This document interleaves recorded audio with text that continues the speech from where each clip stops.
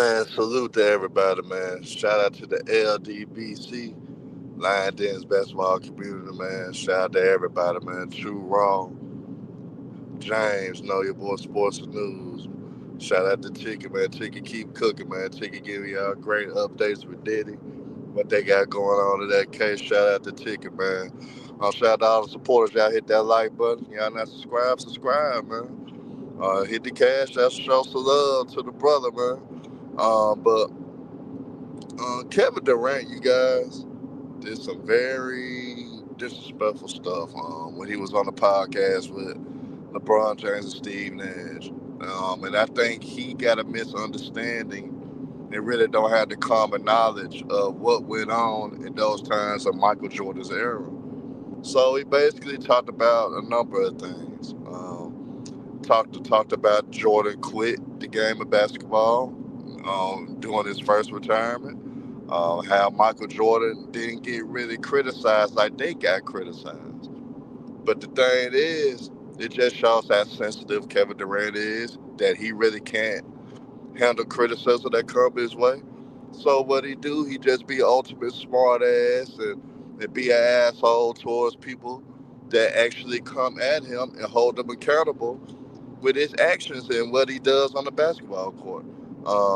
People gotta realize in the '80s and even in 1990 when Jordan was getting his ass kicked, losing in the first round, especially around 1988, you had a lot of media members and had a lot of people in the basketball world actually doubting Michael Jordan ever being the champion, doubted his leadership, doubted the way how Michael Jordan could carry a team. They just say that he was all about stats and numbers. Oh well, LeBron James fans, y'all go through that at this time to this day when it comes to LeBron James.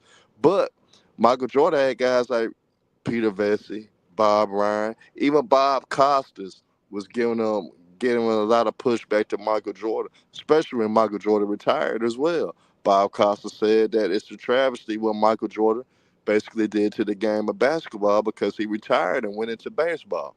But you guys got to understand when you got a father that him and his father was very, very close. We not gonna go into the specifics of why what happened to Jordan's father happened, but end of the day, that was basically his best friend. And his best friend, his father, passed away. And ultimately, he stepped away from the game due to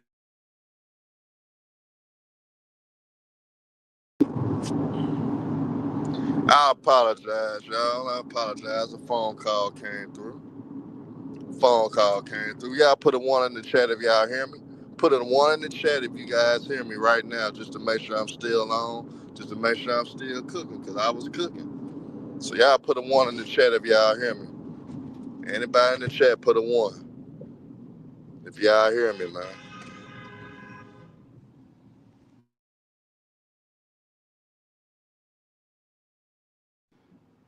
But the thing is though, when it comes to Michael Jordan, when it comes to that situation, anybody that has a close relationship to any loved one, because Kevin Durant, I'm pretty sure if you lost your mother, how close you are to your mother, maybe you may handle that different and use basketball as a scapegoat. But you may not want to deal with the game of basketball and deal with the media that comes with the game of basketball if you lost your mother. So you want people to be sensitive about their criticisms towards you. But look what you're doing to a guy that hasn't touched a basketball since 2001. Look how you doing him. So, in all honesty, the thing that you guys hate, you ultimately doing the same thing in your own way because players never really diss players like that, like to the point where that they're trying to give revisionist history or speak on things that they really had no idea about when they wasn't around at that certain time. Players ultimately don't do that. But we got these guys that just want to downplay everything that happened and eras before them to elevate their legacy because guess what? Just like LeBron James, Kevin Durant is very insecure of his legacy because of certain things that he did that was weak mentally, certain things that he did that were just that you want to see a superstar do. But Kevin Durant did those things, and that's why a lot of people. That's why he get a lot of heat. That's why a lot of people don't respect him.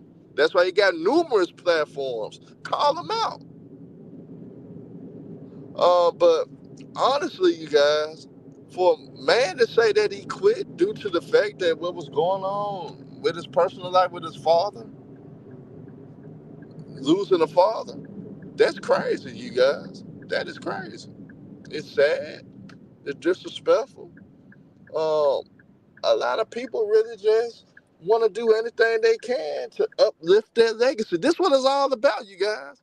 That's why you seeing the LeBrons.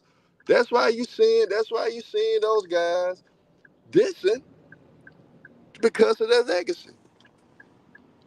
But I'm gonna put it like this though. I'm gonna put it like this when it comes to Kevin Durant too, when it comes to the media. A lot of the things that happens to you in the media, Kevin Durant, you brought on yourself. You brought on yourself, KD. You put yourself in those situations due to the fact of you underachieved when you had a lot of advantages. You had some of the biggest advantages ever, and you could have been dominant in Brooklyn. You didn't have to trade for James Harden.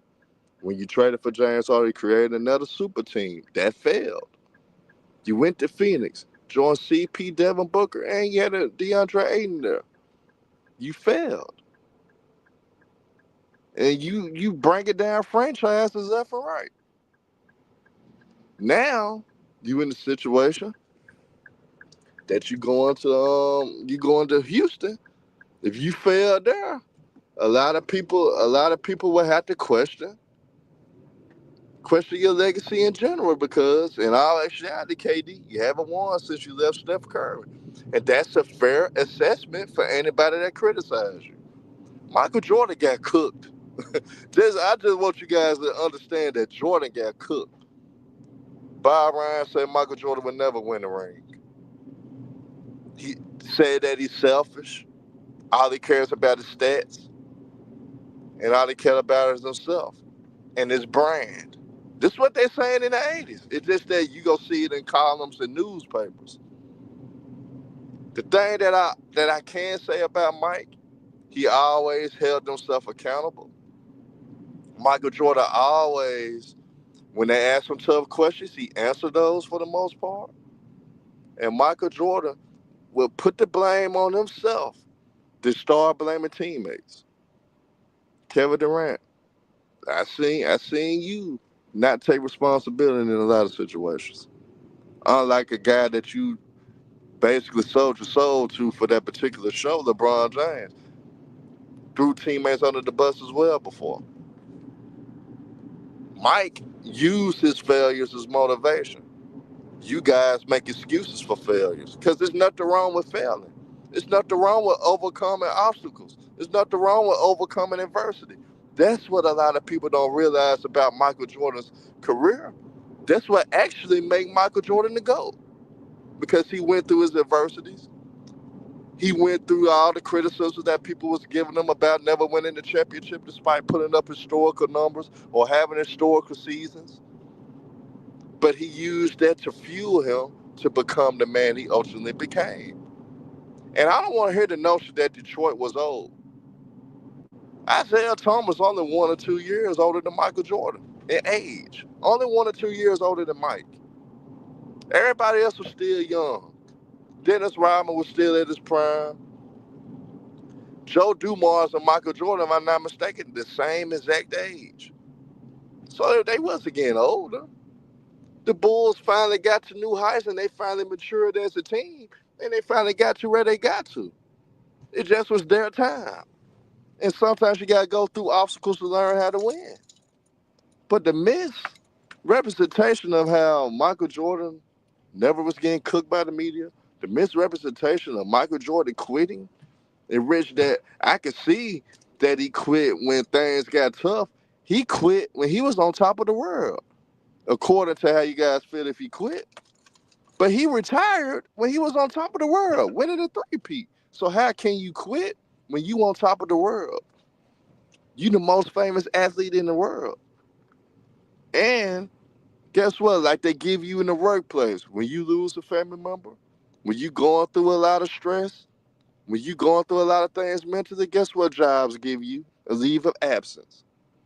They'll give you time to get yourself together and get through whatever obstacles that you may have in your life. And that's all it was a leave of absence. And that's okay for anybody to take a leave of absence when they're going through tragedy, when they're going through all the small things that they're going through in life that may affect them mentally. But Kevin Durant, this is what I'm gonna talk about when it comes to your career. You one of the most skilled players to ever play the game, Kevin Durant. You are. You one of the best to ever do it, KD. But you one of the most underachieving superstars in NBA history. You have a weak mindset.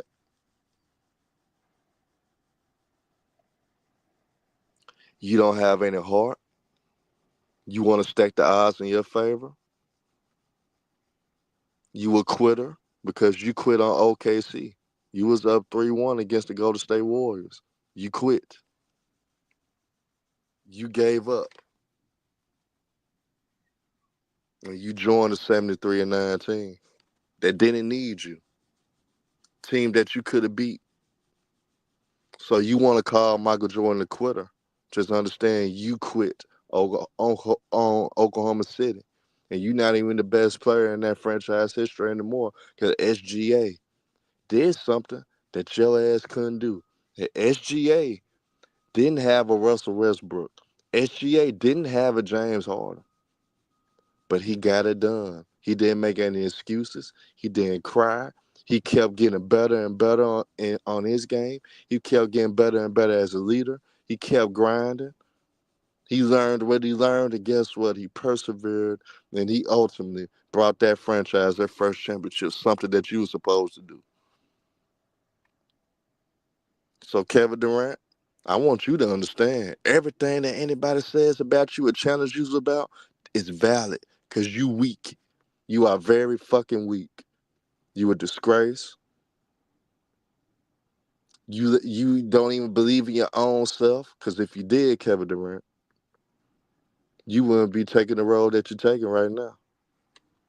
You wouldn't be doing everything that you're doing right now. And you kissing ass to a nigga that you so called cooked, but that just lets you know you shortchanged you because guess what, KD? You could have been the GOAT of the 2010s era. You could have been the best player for 2010 to 2020. But guess what? You quit in 2016. You blew that 3-1 lead. You could have been the one that brought OKC their first title. KD, you just the epitome of what that era of the 2010s is all about. Stacking the deck and being weak-minded. Stacking the deck and being weak-minded. That's what it's about. LeBron quit on the Cavaliers of 20. Since we talking about quitting, LeBron James quit in 2010 on the Cleveland Cavaliers. Game 6, losing to Orlando, ripped his jersey off. He already knew he was gone. He already knew he wasn't coming back. Quit on the cliff. That's quitting. When you running away from a situation to so-called go into a better situation because you can't succeed in the situation that you're currently in. That's quitting. That's the definition of quitting. If y'all want to call a motherfucker a quitter after he won 3 straight rings, y'all some fucking idiots. You can't quit when you on top of the world. You can't quit when you dominating in the fashion Michael Jordan was dominating. How in the hell Michael Jordan a quitter? He was on top of the world and going through a tragedy with his best friend. Michael Jordan daddy was with him every step of the damn way. Traveling with Mike, gambling with Mike, doing what fathers and sons do, enjoying the fruits and labors of what they worked hard for. But you guys want to say he a quitter? After winning 3 straight? Get the fuck out of here. What the hell is wrong with you guys? Quitting is what LeBron James did in 2010. Quitting on the Cavaliers because he felt like he had to stake the deck to win.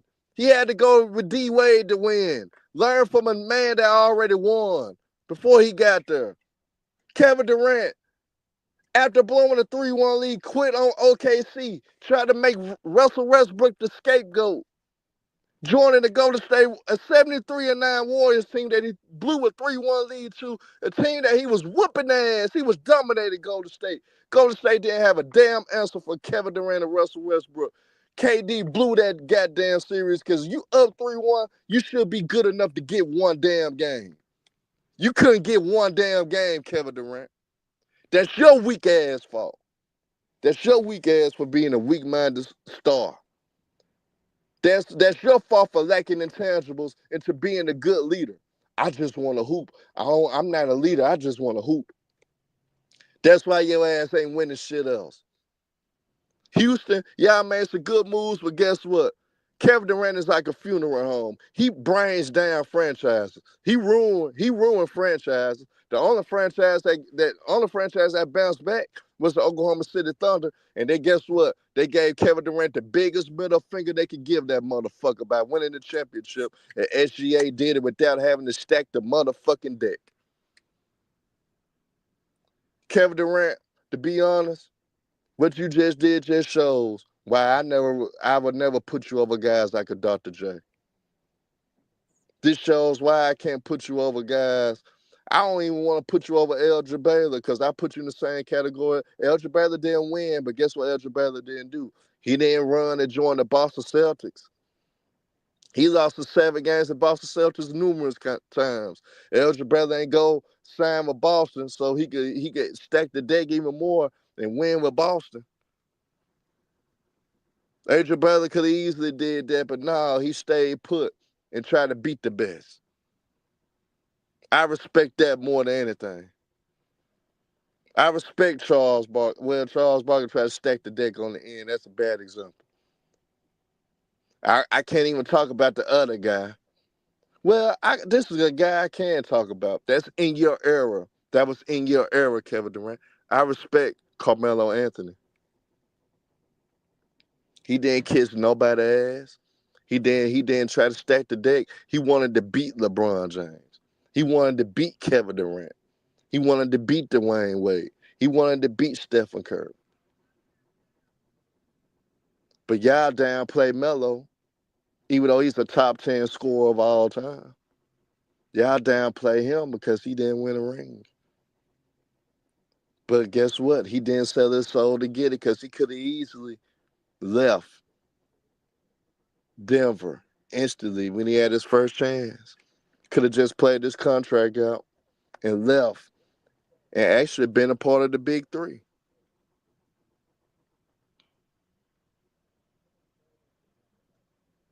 Melo a real nigga. I respect Melo. I respect him.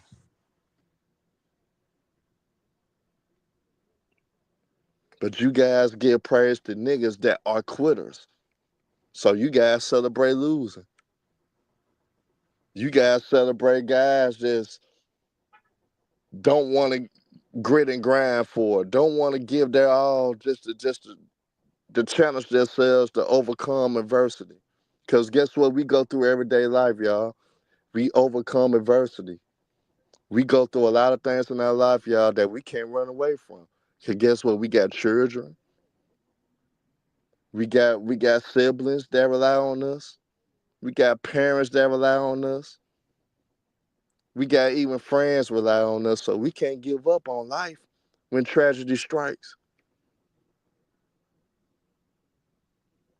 But these niggas give up when shit just get tough in a profession. This is not real life that you're going through, but you give up on a profession because you can't win. So I quit because I'm not good enough to get my team over the hump to win. That just shows you guys what these players are made of. So I can't blame Mr. Mars saying that LeBron James is 10th all time on this list. I can't blame the two Raws that been constantly cooking these bombs day by day, every damn day, and letting it be known why he feel they shouldn't be regarded as some of the best to ever play the game. I can't do that. I can't blame Ticket TV for snapping out on LeBron fans and Kevin Durant fans for all these years. I can't blame them. I can't blame Rated All Sports Debates going on this rampage every day with LeBron James. Because guess what? The niggas ain't got no heart. Niggas ain't got no will. The niggas don't know what sacrifice is. The niggas don't know what overcoming adversity is. The niggas don't know how to get shit from the bottom. They don't know how to get it from the bottom, y'all. They gotta have shit already made. They gotta have shit already cooked for them to succeed. But RT the brand, you want to say that disrespect when niggas rank them that way, but guess what? LeBron James disrespect you. Kevin Durant disrespect you. You want to know why I disrespect you? Yeah. Because they don't give it their all for you. Yeah. They don't do what they supposed to do to show that, highlight their greatness, because you paying hard-earned money to see greatness. You're not paying hard-earned money to see mediocrity. You're not paying hard-earned money to see these players quit. You're not paying hard-earned money to see niggas bitch and moan and complain about the media. Yo, OG. What's happening, troll ass nigga? I'm not gonna troll you, but I just got a question. Like in 1988, when Jordan retired, what was that like? Like, you know what I mean? Like, what was it like? Jordan didn't retire in 1988, so He did you retire troll. in 1998. After he three-peated, he You retired. said 88 at first, that's why I corrected you, buddy. 1998. Now you saying 98. Yeah, my apologies. 1998. Okay, go ahead. Finish. Yeah. So yeah, how was that like, OG? Like, they said he retired. He said he had nothing to prove. Um, and while he retired, it was crazy to learn that a team like the Lakers with that coach Phil went on the run they did. So how was his retirement in 1998? Especially because he returned in like what 2002. He became part of the front office, or he had some part of ownership in Washington. So again, like how was that like in 1998 until he took part ownership in Washington? Well, I mean, for Jordan retiring in 1988, he felt that they should have ran it back. Jordan felt like we need to run it back with the same team, same coaching staff, same everything. Let somebody dethrone us first before you talk about making major moves. Let somebody prove that they can beat us. That's what Jordan was on. Jordan told the front office, I'd rather get dethroned than for us to break up what we have, and we just won. We just got on our second three-peat. This our second three-peat. Not our first, this our second three-peat. And you want to break up our team, let somebody prove they can whoop our ass. And that's all Jordan wanted to do, but they didn't want to do it, so Jordan retired. If if And I which if I he, if which I he, remember correctly, in which he got a right to, because you on top of the world. See, the difference is when you quit. You quit because you can't handle certain situations. You quit because at the end of the day something was too much for you to handle. So that's why, in a sense, when Kevin Durant talking about a nigga quit, well, Kevin slow Durant, down, OG, slow down. I mean, Um, I'm just getting into because I nah, am the host. I, I am the you, host. I am the no, host of this video. I you're can. answering the question I'd even asked you. You know what I mean? Hold I up, mean, hey, that's good. That that's means you ain't good. got to Yeah, ask. yeah. That means you ain't got to ask. But last time, if I remember correctly, um, the front office had told Jordan or something of the matter that they're not gonna bring back Phil Jackson, and Jordan gave them an ultimatum, in which he has said, They say they not wasn't word for bringing back word, Pippen either. They wasn't bringing back Pippen there either. wasn't bringing back Pippen. Yo, Pippen was supposed to be paid. All Yeah, right. Just Jordan keep that said in mind. Keep Jordan that in said mind. Pippen. He Pippen was said supposed to be yeah, paid. Jordan said Pippen deserved the same 30 million he got. Yeah, keep going. Yep. So if I remember correctly, Jordan gave them the ultimatum in which he said, in the likes of, if you don't bring back Phil Jackson, I am not going to return to play. I'm not going to return to play for the Bulls, play for nowhere. I'm not. He's going to retire. And if you're talking about quitting, then how does that not fall under the same category? Because he's fully healthy. You know what I mean? And listen, I wouldn't sit here be having this conversation if Jordan didn't retire. Jordan really could have had more All-Stars, more All NBAs, more points. He could have had so much more points. He could have been past Kareem. Like, I don't know why people don't understand that. Jordan could have really passed Kareem. Um, and just that his retirement to me in 1998 is what I consider quitting, because you don't hold other stars to that standard. And you could talk about Kevin Durant quitting, that's cool. You could say LeBron quit, that's cool. But they didn't run from the game. They took whatever came with the game, such as losses. They did run from the game though, because I mean, you basically quit on the whole organization because you felt you couldn't get it done with that organization, and Listen, OG, do you you really left. think Cleveland? You really think Cleveland that first 7 years was a good organization? OG, let's be for real. I'm be honest. They was built like they kind of reminded me. See, this why I was telling LeBron fans all the time. If you actually follow like the first 7 years of LeBron or Jordan career, they was going through similar stuff. The Bulls had to learn, which Jerry Krause ended up learning, what type of team to build around Jordan. The Cleveland organization with Danny Ferry was working towards the same gear.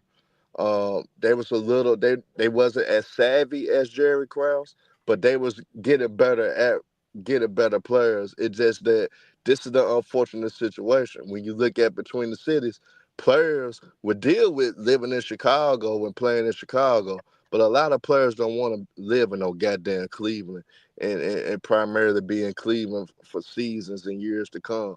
Cause it was an opportunity that they could have got Amari Stoudemire. And True. Yep, that's true. I played ball with Amari Stoudemire, younger brother too. So like he told me, he said Amari didn't want to be in Cleveland though. He said that was the issue. Amari didn't want to be in Cleveland. He would have joined LeBron anywhere else, any other like a big market, but he did not want to be in the Cleveland market. So that's what hurt Cleveland. So if Cleveland wasn't getting shit through trade or getting shit through drafts, it was gonna be hard for them to get a marquee guy. So Facts. they was going to be creative, but Bron didn't want to wait on that though. So Bron left. Yep. Can I say Kevin All something, right. Durant, Herm? Kevin OG, trust Durant, me. I trust you. I want to let you finish, but just because of your knowledge, I got to get these questions off. Did you ever watch the game where Jordan scored? I think he scored 69, or was it like 63 against the Celtics? 63. yeah. 63. Yeah. Did you watch that game? I mean, I'm a young nigga though, but yeah, I went back and watched it. Oh, Yeah. my fault. I'm I a watched it. historian. I'm a historian, but I went Okay, back and all right, watched the cool. whole All right, game. cool. Yeah. Yo, I watched that game, and honestly, it was a very good game, especially how like you know how it was back then. They didn't really have a lot of things in terms of like moves and offensive, capabilities. But it was a really good game to watch because I seen what they were working with. Um the Bulls, I believe, had an actual chance. They were winning. I think it was like into the third quarter, they was up by like 5 points, 5 points, 7 points. Orlando Woolridge had about 20 points coming into the third quarter. Charles Oakley had about 15 coming into the third quarter. Jordan had about obviously he had like about 30, 40. This was the third quarter, and they're up by 5 points. So when people say that Jordan didn't have help, Orlando Woolridge, I know he's probably a nobody, but he was averaging 22 points per game that season. Even though Jordan did not play a majority of that season, they still made the playoffs. And trust me when I say this, the Celtics were very You good. But talk, if you watch that game, you they were mixed up your beatable. years. You mixed up your years. Jordan scored a 63 on the Celtics his rookie year.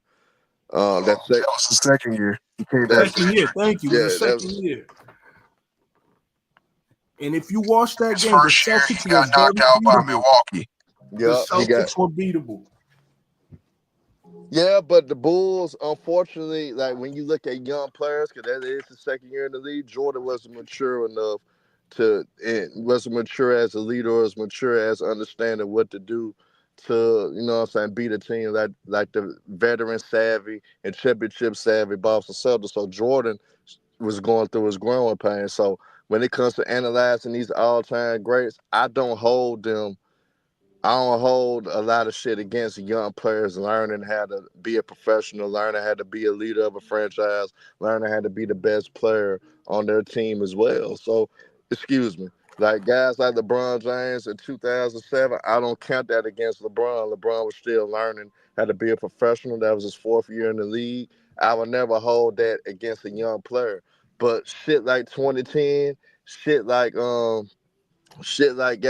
2016, I could hold them accountable for things like that, because that was a mental As you lapse. should, as you should, as That you was should. weak. That was weak mentally. Before Jordan, what happened in the 80s, he got his ass kicked. But I do understand as well, being a young professional, you gotta go through your growing pain. That's what made, see, this is what a lot of people don't understand about Jordan's legacy. That's what made his legacy, because he took all the bumps and bruises. He took all the adversity. He took all his failures, and his failures fueled him into becoming the guy that he became. So he got his ass whooped the first 6 years of his career. He actually lost series he should have won within those first 6 years, because he should have won at 88 and 89. I mean, 89 and 90. The Bulls should have beat the Pistons at 89 and 90, but they didn't.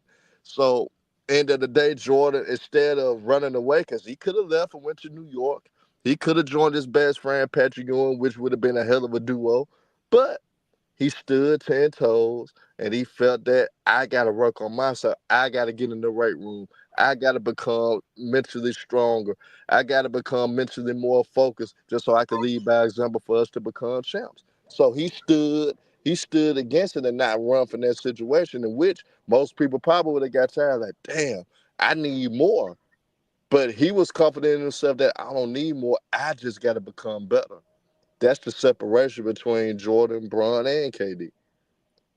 No, listen, I can't disagree with what you're saying. As you are entitled to your own opinion. Do you remember Doug Collins? I believe Jordan was coached by Doug Collins He in the loved beginning, Doug Collins. He loved huh? Doug Collins. Yeah. So why is it that he wasn't able to win with Doug Collins as his coach? Can I answer that? Yeah, yeah. I'm asking you.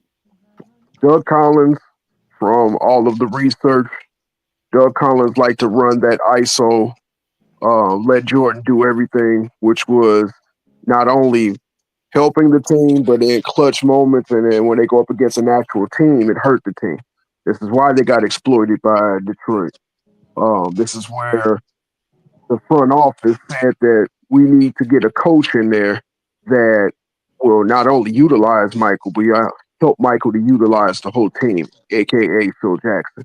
That first year with Phil Jackson, he emphasized the fact that if we're going to run the triangle, because even Michael said he was apprehensive because he was used to having the ball in his hand a lot of times, but in the triangle was able to make other people just as dangerous as Michael Jordan. And the one thing about Doug Collins, we also seen it in Detroit when he took over for a young Grant Hill, and he ended up getting fired. Alvin Gentry took over, and then of course, Doug Collins was Michael Jordan's final coach because he was the coach in Washington, Jordan's 2 years there. The one thing about Doug Collins is he either gets very, very erratic, has very big highs, and has very bad lows. You even heard Kwame Brown talk about how Doug Collins was some of the reasons why he was underutilized. So Doug Yeah, Collins, that sounds true. That does actually sound true. so the Bulls brass knew that. Doug Collins is a good coach, very good coach, but he's not the coach to get over the hump. And that's why they pulled the trigger for Phil Jackson, who was an assistant coach under Doug Collins, to promote him to being the head coach, instituting with Tex Winter more of a team friendly type of offense. One of the last years that Michael was under Doug Collins, he went 32-8-8. A lot of people sit up there and say that Jordan didn't pass the ball and all this other, propaganda that's been out there. But when you've been watching Jordan's whole career, like myself, you saw that Jordan could do anything and everything or be in any type of offense or every type of offense. Under his tutorship of going to NYC and being under Dean Smith. But Phil was able to unlock other aspects of his game. This is why I went to the point forward, where not only you had Paxton running the point, you had B.J. Armstrong running the point, but then you also had Scottie Pippen running the point. So those 8 assists went down to about 5 or 6 assists, while they actually had a floor general to bring the ball up to get that triangle started. Jordan could still do Jordan things, but the pressure was off of Jordan.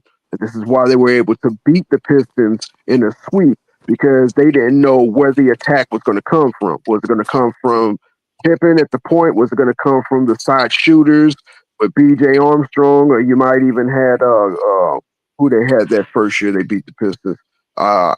It escapes me off the top of my head, but they were able to carve up those same Pistons. They weren't old. They weren't injured. They was able to carve up that same Piston team that's been beating them the last 3 years because the offense is totally different. Okay, thanks for answering. And you I've seen a lot of conversations. They say, for example, someone might say, oh, like um, they say Jordan could do everything LeBron could do on the court, for example, and as someone who actually has witnessed LeBron for a good chunk of his career, I say that is exactly not true. When people say he could pass, and Jordan could pass, I say that's true. I've seen enough highlights to have the intelligence to say, yeah, Jordan can actually make a pass. He could probably average 10 assists if he chooses to. Now, what gets tricky is when we're talking about um doing more, we're doing things for an entire season, right? I believe Jordan can do everything LeBron could do in a game, but for an entire season is where I have to actually sit there and speculate and analyze. Can you tell Jordan to win 60 games in 2009, 2010? Well, that is speculative because, again, we're talking about two different eras. But we also can ask the question on this. I'll reverse it on this. Where's LeBron James' 70 Yeah. wins? Say that again. Where's Did he LeBron get James' 70 72 wins? wins? And he had a state team in Miami, couldn't get 72 wins. Now, remember, the Miami team went on a 28-game winning streak, and they ended with 66. So you mean to tell me if they wasn't playing better under the LeBron James, who can make everybody better, they can't squeeze out 6 more wins? And that's not the first time he had 66 wins. He had 66 wins in that Cleveland years that you said that the GMs wasn't Hey, doing the best that they could. So you he mean to still tell he me got his that? ass whooped all them years. So you Why he mean to couldn't get tell it done if me? he had the best record in the league? So you mean to tell me that LeBron James has never got anywhere close to 70 wins, and Jordan did, but Jordan did less But what did he than do to LeBron get James? 70 wins is 66 cool, but wins? it doesn't He it got his doesn't ass really sent home every time. you're right. Yeah, he could have won 70 games, but I believe, yes, there's two different eras. LeBron, I'm not even gonna go there. I'm not And, gonna go and, there. and then I gotta say this though, the last year in '98, Pippen missed majority of the season, and the 40 Bulls, games. and he missed 40 games, and the Yeah, Bulls still yes, won 60 1990. Yo, games. trust me, I But did They my still won research on 60 games. 1998. So he 1998 was could, yeah, special. he would have, he would have. 1998 was so special. I had to watch like this whole this 1 hour video of it. Trust me, it was special. When I watched that game, Pippen, when the Bulls failed to score, who was bailing them out? Jordan. You know, Trust me, his Can I buckets. ask you a question? Because Yeah, yeah, sure. you sound very mature in your reasoning, so I got to give you respect on that. What's your name? Yo, just call me Froze. Okay, Freeze. Now let me say this: that 1 hour video cannot tell you the full story of something that we saw 82 games of plus the playoffs. Yeah, that's true. Yeah, that's Now the very Bulls true. finished 62-20. Okay, and that's without 40 games from Scottie Pippen. The year before that, 69-13. The year before that, 72-10. So what makes you think that if they had a full Pippen, a full roster that they have had now for going on 5 to 6 years, that they couldn't have got 8 more wins to get back to 70? Now, at one point, the starting lineup for the Bulls was Ron Harper, Michael Jordan, Tony Kukoc slid into the starting spot because Pippen was gone. Then you had Dennis Rodman and Luke Longley, and then sometimes when Longley got injured or Rodman got suspended, it will be a matchup of Jason Caffey at power forward and Bill Winnington at center. Mix and match it however you want. The Bulls got off to a very mediocre start. They lost to Boston on Halloween, first game of the season. They won the second game, then they lost back-to-back games. They already had 10 losses, and they haven't reached 10 losses until, like, I want to say March or April of those following seasons. They had 10 losses before November. And everybody in the league was like, this is the year the Bulls could be had. They were already anointing Orlando, the Pacers. They even was anointing Miami as being able to dethrone the Bulls. So we sit up here and we've watched Kobe go on one of them historic runs where he's scoring 40 a game. Guess what? Jordan did that in '98. He went on a nice run. He had a 38 game in between, but he went on 4 straight 40s, had a 38, and then had another 44 to pull them back to 500.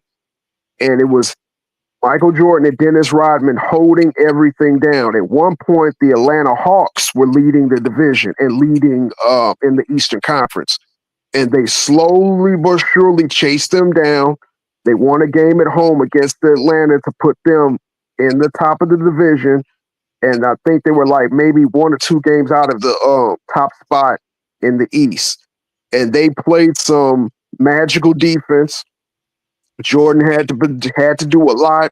He had to shoot shots that he wouldn't usually shoot out of the offense. He kept that team afloat until Pippen came back ultimately.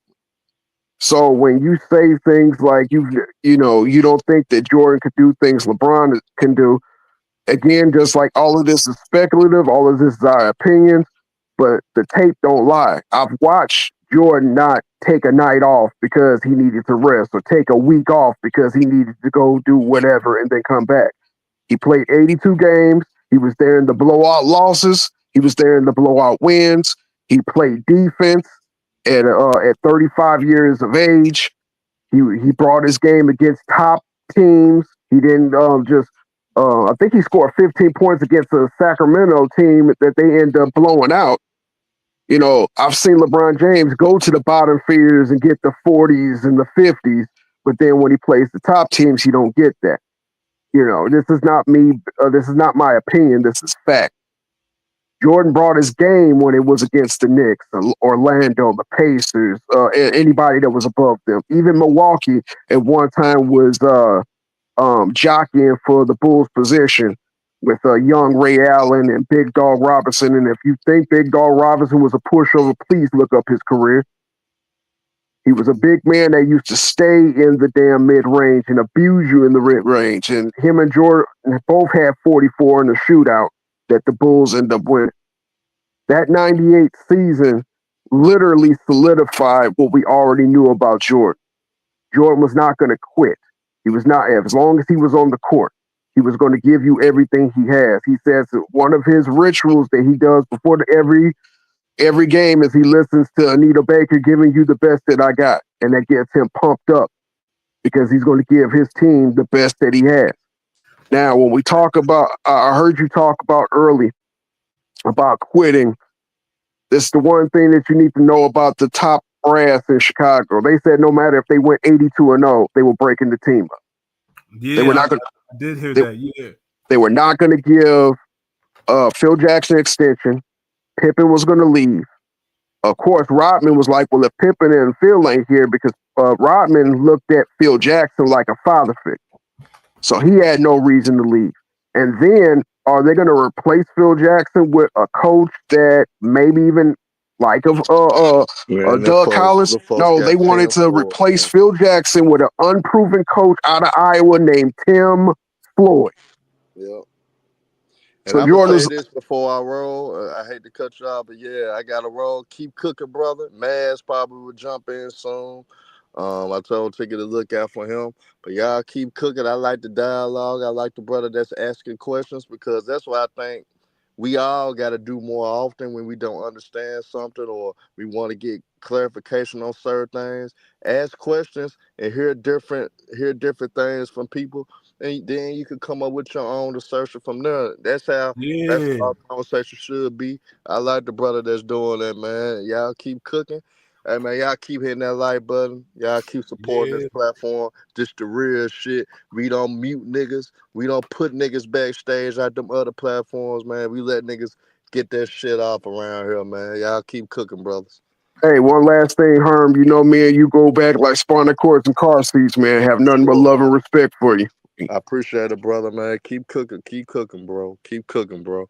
Hold it down, man. I gotta take care of some business right fast. All right, I got you. Okay. The thing that set me apart as a basketball fan, you know, people that's heard me on Ticket Stream, people that's heard me on other people's stream knows that I'm from St. Louis. I don't have a dog in the fight. So I'm able to enjoy all the teams. But being that I'm from the Midwest, there's a tendency to stick to those Midwest teams because they're so close to you. I'm not, you know, Missouri's not close to LA, but I enjoyed LA. You know, I watched young Kobe, Shaq, Eddie Jones, Anthony Peeler, Nick Van Exel, you know, Cedric Ceballos before he was traded out of town. I watched it happen organically. But people nowadays are to elevate their favorite player. That White man means made it that they come out, must, so hopefully it don't rain this week. It'll be three in a row. Like, and Wednesdays is one of our top days too. So right. we'll see. We'll see. Yeah. Yeah, they Yes, sir. there's a tendency to build up your player by We executing other coming by players. 6. Hopefully by 6 it stopped. But man, the way it's been going for us, nah. And I'm not here to execute anybody's favorite player. I'm just here to state the facts. Michael Jordan, Kevin Durant, LeBron James are three different players. I don't expect LeBron to be Jordan. I don't expect Jordan to be LeBron. I don't expect KD to be Jordan or LeBron.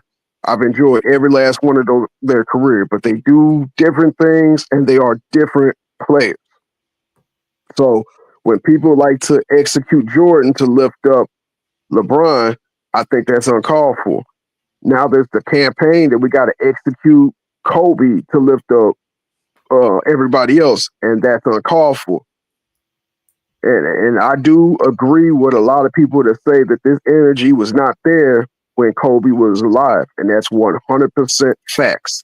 When this man was walking the earth and was rubbing shoulder to shoulder with NBA players, then these narratives were not drawn. But now that he is resting with his daughter, now we're going to try to go and have revisionist history and act like these things didn't happen or act like we didn't see what we saw with our own two eyes. No, I I believe don't. they call, I believe they call that the Mandela effect, brother. They try to make you believe something wasn't there that was actually there that you witnessed. That sounds like Uncle Ron time. Was good. Absolutely. What up, nephew? Hey, look, my thing is this: we are witnessing greatness when greatness is on display. I cannot sit up there and say that your plate is better than something that I've already had or witnessed or taste that was a lot better. And I'm gonna tell you, in my opinion only, I feel like Jordan had the best plate I've tasted. Kobe had the second greatest plate I've tasted, and there's a couple of other players out there that plates that I've tasted that was better than the plates that are being offered now. That's just my opinion. Yeah, like that was a great answer. Like, trust me, I absorbed everything that you said and took it to consideration. Um, so the reason I'm even asking these questions because on the 4th of July, I ran into this old dude and he was just a huge basketball head. Like, so he watched shit from the 80s, the 90s, etc. And when I was talking to him, when I had asked him about the 1999, no, I'm sorry, 1998 retirement, he had alluded to that Jordan was healthy and he could have played an extra 2 years, 3 years. And for me, it was I kind of hated to see that, on his statistics on his career that he had a subpar field goal percentage. He was only shooting 20. He was only making 20 points per game. For me, it was pretty sad because I actually thought he could have done more. No, I'm sorry, not he could have done more. That his teammates could have done more. You know, if you're playing with someone in the likes of the greatest player of all time, despite the era, I do believe that they should have an additional player next to them that can help them win games. And even though he was I believe he was partial owner.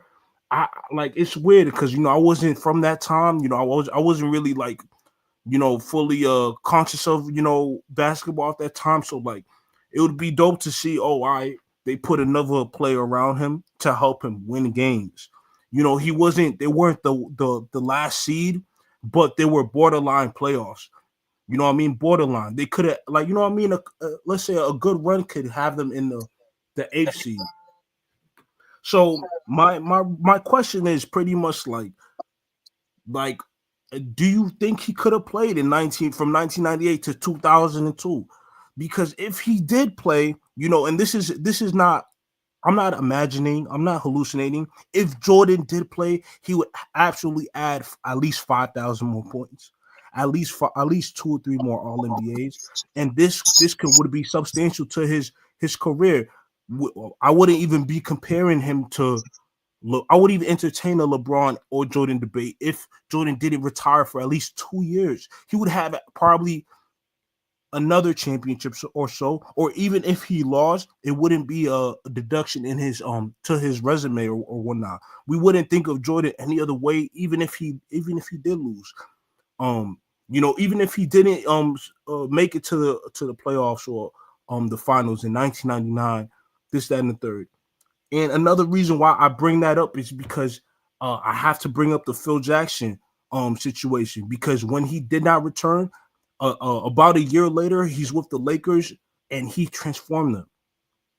That's just how I see it. Somebody who is doing the research, but that's what I'm saying. You guys may or may have not been from that time, so I would like some context clues of how was it like what I mean, like did Phil Jackson winning another championship, did it ever spark any thoughts that hey maybe he was more of an engine compared to Michael or shit like that?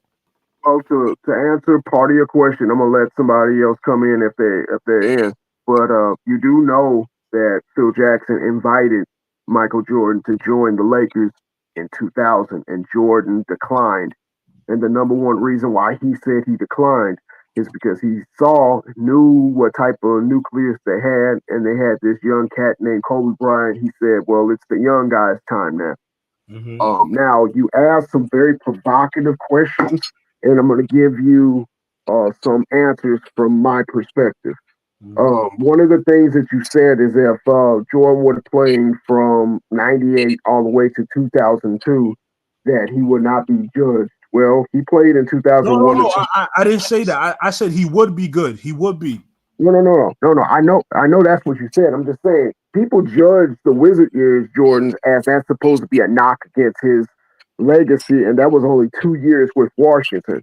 So let's say, for the sake of argument, Jordan stayed with the Bulls and then end up going to Washington in a free agent deal or something like that.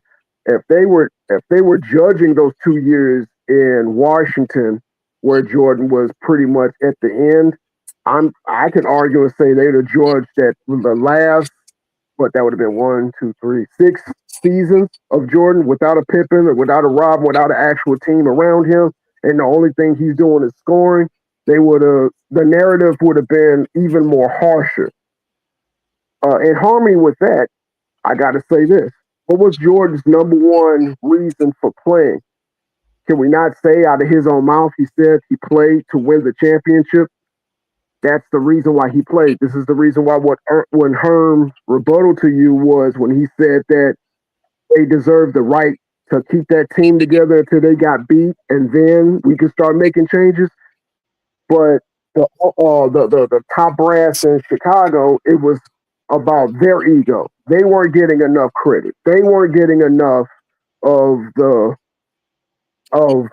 credit that they felt like breaking the team up and building the team over again would get them that credit. And guess what happened? They never a team again like that. Of course, they got Elton Brand. Of course, they got Derrick Rose, but I think they gave up the ownership, or not ownership, but I think the GMs and everything was fired before Derrick Rose. But they never was able to build. They bet on themselves and lost. Chicago was not a destination that free agents wanted to go based off the fact that they said to themselves, look what they did to Phil Jackson, look what they did to Michael, look what they did to Pippen. So why would we go there? You had people that went there for the money, but that was it. They wasn't going there for the prestige. So the prestige left because of how the star players and the star coach was treated. Now another thing. You know what? I'm gonna pause there. Has anybody else got something they want to rebuttal on to that? I just wanted to say I was looking in the comments and I'm seeing some comments about dudes with these passes and elbow passes and this and that. And I seen somebody bring up God Sham God name. Do y'all realize what era he was from? Do y'all realize that these dudes handled that y'all said so skilled? Do you know that's nothing but a combination of Tim Hardaway, uh, Jamal Tinsley, God Sham God, you feel me? Allen Iverson, like everything they do, we damn near seen before. Rod Strickland. Man, come on, they don't even know who Rod Strickland is, bro. And that's Kyrie Godfather. That's where Kyrie got his jelly from. You feel me? So it's like for them to try to discredit the old players saying, oh, they more skilled. I'm like, where y'all think these dudes got their game from? Why do you think they risk some of them like Jason Williams? Who do you think Jason Williams idolized? Go back and look it up. Like y'all forget, like one of the sickest handles in the league ever still belong to Isaiah Lord Thomas, y'all. So a lot of this, all you got to do is go back and look it up. You'll see Isaiah with the behind the back dribble, with the no look spin and whipping it down the lane and all that. Like they was doing that type of stuff. It just wasn't as prevalent. The game wasn't predicated on that. Now the game is predicated on spacing and motion and letting these guys move. But I'm like, if y'all think Isaiah Thomas couldn't do the stuff that these point guards do in today's game, y'all crazy. Hey, I think I remember you. Yeah. Kenny Smith said it best. He said, I hate when they say they more skilled. He said, because what they don't know, every point guard had that type of bag in the league back in the day. They just weren't allowed to pull it out. Because And again, Ryan, I think you need to hit that point harder than what you did because people don't understand that the coach dictated the play of the players. yeah, it wasn't allowed back in the day, bro. Like them dudes, like you gotta think about it. Dudes talk about handle and all these tricks. I said, I guess they never seen this dude named Curly Neal from the Harlem Globetrotters. You feel me?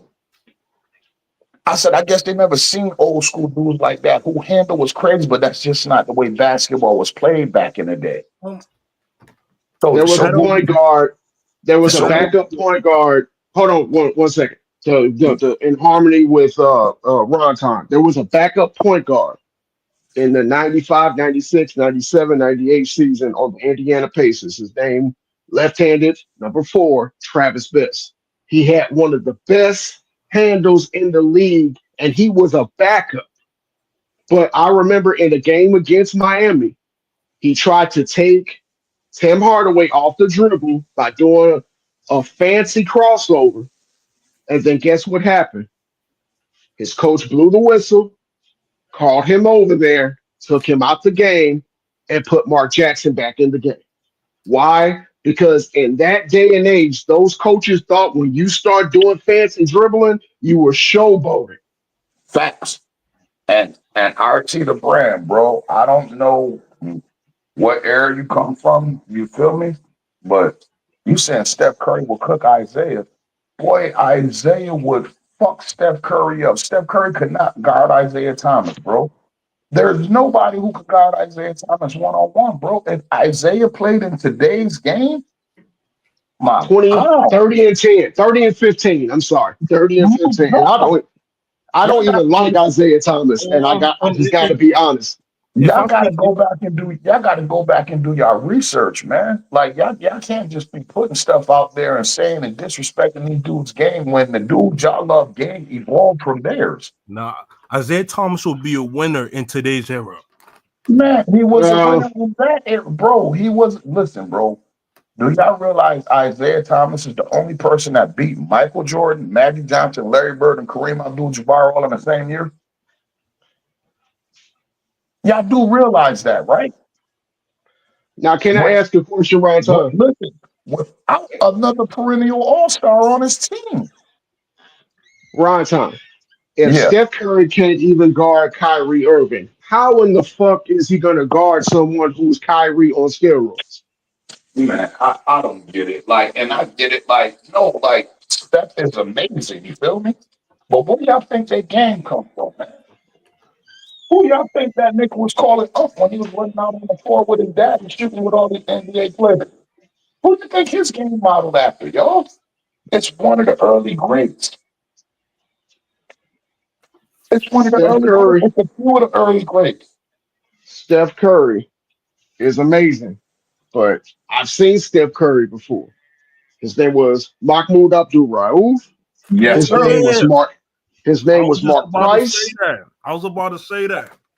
Chris, aka formerly known as Chris Jackson, for those who don't know. Look him up. Go back and watch his tapes with Shaq at LSU. As a matter of fact, there's an interview saying where Shaq said he believed Chris Jackson might have been the best guard he ever played with. Um, okay.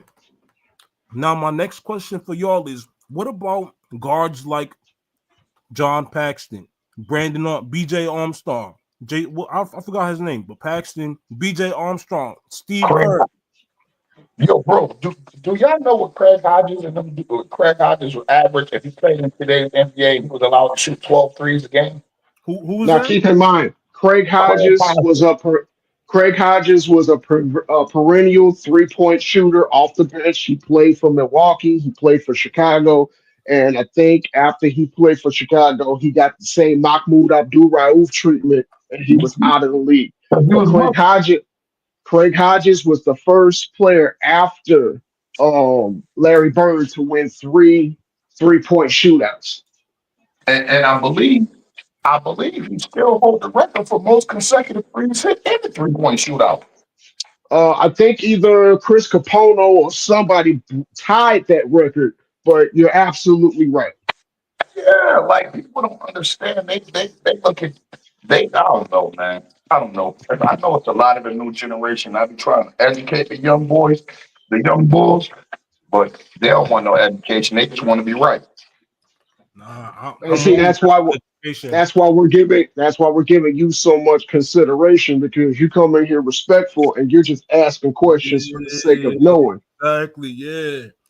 Ain't no name calling, ain't no bitch ass nigga, ain't no nothing like that. It's just trying to ask questions. And I can have that conversation, but when it starts off disrespectful and then you want me to give you your respect, that's when we bump heads. Right? Oh, trust me, I'm full of questions because I'm always on social media, and that's debating with other people.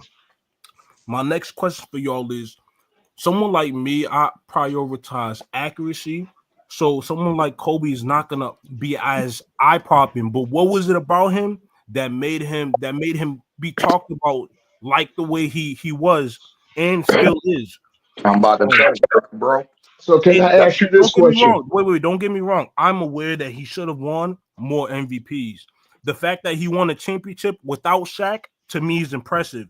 The fact that Two he won championships without Shaq, not one, two two, championships yep, without. two. But trust me, by his fourth championship, trust me, he's already above Shaq. All right, that's just my opinion. His win over the Boston Celtics is very impressive to me, just due to how well constructed the Boston Celtics was, and the Western Conference is not as easy. You So let compare me ask you this question. So I think I get where you're coming from, but I have to ask the question, and then I'm gonna let Ronton go after me because I'm pretty sure he's more of the Kobe aficionado than I am. Now, PK. So can we say 50% from the floor is accurate to you? no, about if you could round up to 50%, yeah, it's pretty accurate. Okay. So Kobe shot 45 from the field. Now, did you not know if we're doing fractions, 45 from the field is one shot less than 50%? Yes. So, because Kobe is one shot less than 50%, how is that inaccurate? Worse accuracy? Oh, Because I've I've heard this argument. I'm gonna let you go, Ronton, because I'm getting ready to borrow your point. I'm not stealing it. I'm gonna borrow your point. So let me ask you this question: is Ray Allen a better shooter than Kobe Bryant? No, Okay, why do you say that? because of the variety of shots Kobe is taking at the volume he is taking. oh, smart man. So Smart. who between the two has the better shooting percentage? Ray Allen. No, Wrong. Kobe Bryant. Wait, Kobe has a better percentage. I actually didn't know He Yes, that. has Ray Allen shoots 43% from the field total. Kobe Okay, shoots yep, 45% from the field. yep, Now, yep. who has more threes in the game between the Kobe and Ray Allen? Would it be Ray Allen? nope. Wrong. Kobe shot 12 for 15 for 45 points and the record setting threes. The most Ray Allen's ever had is 10, and he's done it once. And and and, Interesting. listen, Interesting. and listen, Interesting. listen. To follow that up, Yeah. what is Ray Allen known as? He's known as the sniper, right? Correct. We consider Ray Allen one of the greatest shooters in NBA history, right? Correct. But yet Kobe Bryant field goal percentage is higher than his, and he took just damn near just as many threes. And y'all saying Kobe ineffective? Y'all saying he's insufficient? He Mm. he he. And I'm just like, what are y'all talking about? First of all, the style of play was different. I said, do you realize what a hand check error was? Oh Do, yeah. do, Trust do me. you do you realize when Kobe played, they had just turned over to where you could start double teaming the man before he even got the ball? Absolutely. And do you know when anytime you went down in the paint in that era, not only was it a 7 footer, but you had a 6'10" power forward down there too. These dudes wasn't standing out on the perimeter waiting for jump shots. And not only was the power forward in the paint, the power forward it sometimes was up to 350 pounds. This what I like. People just be saying stuff and it be hogwash. And it's like, yo, you'll say Kobe Bryant inefficient, but in the next breath you'll say Ray Allen is a sniper, but Kobe got a higher field goal percentage. Yeah, yeah. When I actually trust me, when I asked with all due respect, I understand that the Yeah. defense was way better, and I mean, like he was taking. Trust me, Kobe as the lone scorer is gonna miss some shots. So I'm not saying this with any disrespect. I understand that if you put Kobe in this era today, he would probably be accurate, more accurate. No, no, but a lot of people be like, oh, Michael Jordan shot 50%. Man, Michael Jordan didn't shoot threes, motherfucker. He didn't shoot threes. Wait, wait, He, wait. he- That's I don't know if that's true because when I look at the stats, it says He Well, did. let me No, no, clarify no, what let me Ron clarify what is. I'm saying. Yeah, Yeah, like help me Go out. ahead, Help me go ahead. out. Please help me because out. what I'm Help me saying out. is Michael Jordan, the 3-point shot wasn't really part of his repertoire until the second three-peat. But even then, he took them conservatively. Like when listen, the proof is in the pudding. When he played Portland and he hit them 6 threes in the first half, and he looked at the camera and shrugged his shoulder like, man, I don't know what the fuck is going on. Because he didn't shoot him like that, y'all. Mike was in the paint, elbow, baseline, fadeaway, elbow, fadeaway, post move, up and under. That was Mike game, his second three-peat. He added a 3-point shot because he had to evolve his game because he was losing athleticism. And But not Mike, only that, they were playing him for the drive. So they will. right, It's just like if we're watching football, what they would do to Jordan is what they would do to any good running back: load the box so they don't have no way to run. So that's when they start loading the box, so he couldn't drive, and that's where Portland fucked up because they said make Jordan take threes, and it completely backfired. and he didn't even have an answer for it, y'all. He like, oh, I guess I'm just throwing today. Yeah, no, I don't even. Nigga, I shot 6 threes in the first half. I might not even shoot 6 threes the whole next series. Yeah, You like get what I'm saying? It wasn't a prevalent yeah. part of his arsenal. He developed it, you know what I mean? But it wasn't a part of his arsenal. Like Kobe took that and expanded it. Kobe said, I'm gonna put the 3-point shot in the arsenal from the beginning. Yeah, I remember the air balls from Utah and all that ever since he was 18 years old. And the reason why we look at Kobe like that because nobody on the team, and they had all stars on their team, wanted to take those threes. Not even my boy Nick Van Exel, and he was known to be a 3-point shooter in the clutch. Right. And you know Eddie what? Jones didn't want to take it. Nobody Triple wanted to take it but the rookie. Triple Rose said Kobe just shot a lot of crazy shots. He took shots Jordan wouldn't, and that's an absolute fact, bro. That's an Yeah, absolute yeah. fact. He That is is a one of the fact. worst shot. He was one of the worst shot makers ever in NBA history. It's been some times I'm seeing my man cook, and I'm like, Cole, why did you take that shot? Oh, good shot, buddy. You feel me? Like, yo, So basketball listen, knowledge tells you not to take that shot, but this dude took it and made it. It's like, damn, this listen. motherfucker. Talented. When we're when there's a comparison with players online, like for me it gets hard. Like when I see a question like, okay, so Kobe versus Shaq, it gets so hard for me. You know what I mean? It's something that I don't know if I can answer correctly because a lot of stats get into play, a lot of accolades. But with the way you guys are talking, the way you guys are talking about the eye test, that's what for me puts for me answers the question. You know, I believe like, and I'm not gonna answer it right now, but I'm just saying, like, let's say the question comes up of Shaquille O'Neal versus Kobe Bryant, and someone says Shaquille O'Neal has 3 Finals MVPs to Kobe's two. What is your response to that? I'm gonna go first. Oh, go ahead, Marcelo. Go I'm ahead. gonna go first, and I'm gonna let Ron clean up. Why? Because he's seen more Kobe than I have. Now, my first argument with that is the reason why we say eye test a lot is because we've seen the totality. The totality. We didn't just look at the finals and just said, "Hey, Shaq got 3 MVPs." We watched Kobe, young Kobe, when Shaq was falling out against Portland and they almost threw a 3-1 lead to Portland because Portland was up by 15. You do know Portland was getting ready to be one of the first teams to come back in the Western Conference Finals down 3-1. You do That's a know that, fact. right? That's a fact.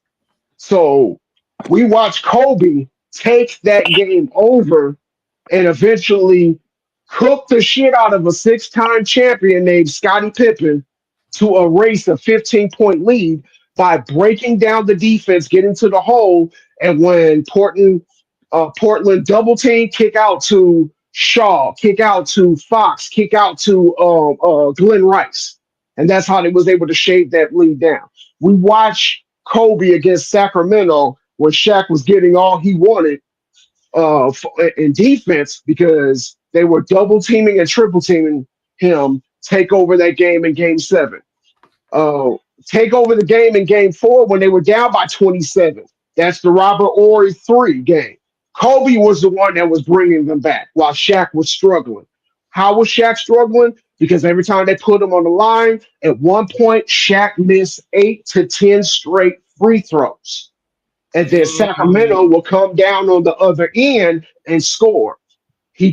Kobe took the responsibility of guarding Mike Bibby, who was destroying the Lakers in that series. That's the reason why Sacramento traded for Mike Bibby and sent Jason Williams to Vancouver because they needed a point guard that was going to run the system so that they can beat the Lakers. We watched Kobe come up so big in the playoffs. So when the finals get around and you as Phil Jackson and you're going into the game plan and you're saying, okay, Shaq on top, McCullough, for 2 out of 3 years, and Shaq on Dikembe Mutombo. Who Rick has Smith. the matchup? Rick Smith. Who has the matchup? Oh yeah, that's right, Shaquille O'Neal. So Shaquille O'Neal was the driving force in the finals because he had the best matchup. Now, did Kobe have the best matchup in the West leading up to the finals? No. Every Nope. matchup that Kobe had, he The had to dog. play good offense and he had to play good defense. Let's not forget this because I saved this for last and I'm going to let Uncle take over. Against the Spurs, the same team that just dethroned the Lakers. The next year, Kobe came back and put a 45 piece, a 30 piece, a 36 piece, and a 41 piece Mm-hmm. on those Spurs and got them the hell out of there in a sweep, the same way they did them. So when we hear, well, Shaq was the Finals MVP, in our mind, since we watched the totality of it, we're like, that's bullshit because we could have easily said Kobe was the MVP of the playoffs. Go ahead, Uncle. Like, let me throw something out there for you, right? You look at our finals matchups. You know, respect the Indiana for making it, respect the Philly for making it, respect the New Jersey. You feel me? Like, look at the finals matchups, y'all, and then look at the Western Conference semifinals and finals. When Shaq has to play against another dominant center, look at his numbers. I mean, they're godly, but you feel me? Like, you look at it like, damn, he only averaged 28. That, you know, he looked more mortal. Go look at Kobe numbers against San Antonio and Sacramento. Go look at Kobe numbers against the best defenders in the league. Look who carried us through the Western Conference. And listen, like Gilbert Arenas just said, he said, man, if they had a Western Conference Finals MVP back in the days like they do Yeah, now, I was just about to he, say he, that, yo. he said Kobe would have all of those. He said because they would turn Kobe loose and the Western Conference didn't reel him in for the finals. He like, that's the only reason why. And then like think about it like this. There's nobody on the face of this earth that was going to get them finals MVPs over Shaq with the matchups he had. Not LeBron, not Mike, not Scotty, not no other All-Star. Nigga, that was Shaq time. But let me leave y'all with a note, right? When you talk about winners and going through a gauntlet and being tested, and you got to remember, y'all got to understand, Kobe was a champion by the time he was 21. He was a 3-time champion by the time he was 25. They say these dudes ain't entering their prime until they 28. This nigga's a 3-time champion by 25. He was before his time. But let me tell y'all something. It's a stat out there that should let y'all know how ill Son was. And this stat includes Michael Jordan and all the rest of the greats. Guess who eliminated the most 50-win teams in playoff history? And I know what y'all gonna say. He had Shaq. Bullshit. He did 14 of them by himself with Paul Gasol. He got 20. He eliminated 20 50-win teams from playoffs, y'all. You know who the next person in line? Michael Jordan with like 12. So he doubled Mike in eliminations of 50-win teams. That go to tell you how tough the West was. This dude eliminated 25 50-win teams in his career. And that's double to the number 2 player in that stat. Y'all got to be for real about this, man. Let's be for real, bro. He beat super teams with mere mortals. A dude nobody gave credit for until he came to LA. Nobody gave Pau Gasol credit. Everybody said Lamar Odom been tripping. Ron Artest was a bug out. Shannon Brown, listen, Shannon Brown, Sasha Vujacic, DJ Mabinga, man, y'all go down and look at that 08, 09 team, bro. Go look at the team compared to that Boston Celtics team when they had Tony Allen, James Posey, Ray Allen, KG, Paul Pierce. Like, go look at it. Eddie House, go look at it, y'all. The tape don't lie. And for all They those who were say, they were oh, Paul Gasol, Dwayne Wade, oh, Paul Gasol should have won MVP. How the fuck he should have won MVP and Kobe averaged 20, 28, 6 and 6, bro? He had an Paul off season. Gasol was on the road to being called a bust because he couldn't even win a playoff game in Memphis. Whenever he dropped the card from the AC, they would get swept. You could pencil him in for a sweep, not That's a for game seven loss. He didn't even get a win until he look. came to LA. And the thing about, like, they like to say, like, you think you listen to that lineup that I just gave y'all. Kobe actually made those dudes better, bro. He made everybody come up to the level he was on. He turned Pau Gasol into a fucking dog, y'all. He was the one to get Ron Artest to mentally lock in and be, man, stop that crazy shit, Ron, let's go. Yo, do y'all understand how hard it is, man? This dude, Lamar Odom, was on straight up drugs, y'all. Yeah, man. Like, and listen, and this is no shot. Yeah, This is no man. knock. This was no knock to my man Lamar because he was going through some stuff. You feel me? Shout out to Lamar because I just found out he owned 5 rehab centers. You feel me? Shout Well, out to shout LO. out. Listen, one of the what I say about LO, NBA is lucky that boy never had his head on straight because he was the most unguardable person in the NBA. 6'10", left-handed, get it out the rim, take it coast to coast, score all 3 levels.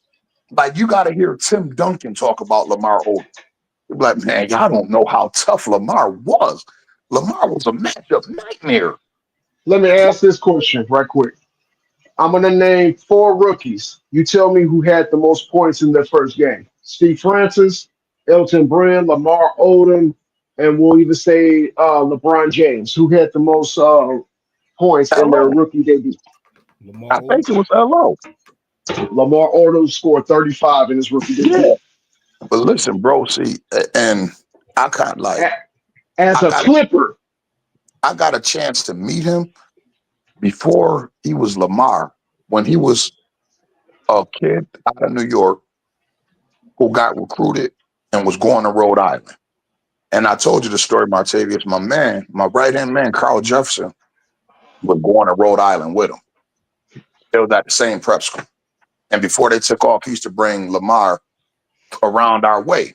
And this is the one thing that I remembered about this nigga. This nigga ate candy all day. yep, He chilling with us. This nigga, I'm talking about. And it was funny because when I seen it as him in the pros, I said, yo, this nigga been doing that shit since he been a kid. yeah. Well, now referring back to what Ron Tom's talking about, when the Lakers were making the finals, they did a piece on Lamar Odom walking the city of streets of New York with a bag of candy in his hand, and he said he will walk. Oh, I'm sorry, it was in L.A. He will walk all the way to Staples with the bag of candy in his hand. They were asking him about his candy habits, and he says he buys at least like $100 in candy consistently every week. So he's been doing that since he's been a kid, but they wanted to make it seem like he was doing it as a good luck charm for the Lakers' success. Go ahead, Ron. No, SMT, media. Listen, I don't go back. First of all, I go by eye test, right? The nigga was cold. The nigga was a 6'10", left-handed fucking power forward that could play point guard, right? Hmm. But don't listen to the media, bro. This is what I advise you, SMT. Don't listen to the media. Go back and listen to the nigga peers, bro. And listen to the way that they listen to, like, I'm watching Rasheed Wallace talk about him on the Bonzi Wellington podcast. Rasheed was like, man, Lamar? Man, y'all don't know, bro. Lamar was so tough, he just had a lot of things going on, bro. He had a lot. He couldn't focus on basketball the way he needs to. If he was locked in from day one, the way he was, bro, his talents was unmatchable, bro. You got to think about it. He was a point guard in New York that grew to be 6'10". Time he was a senior.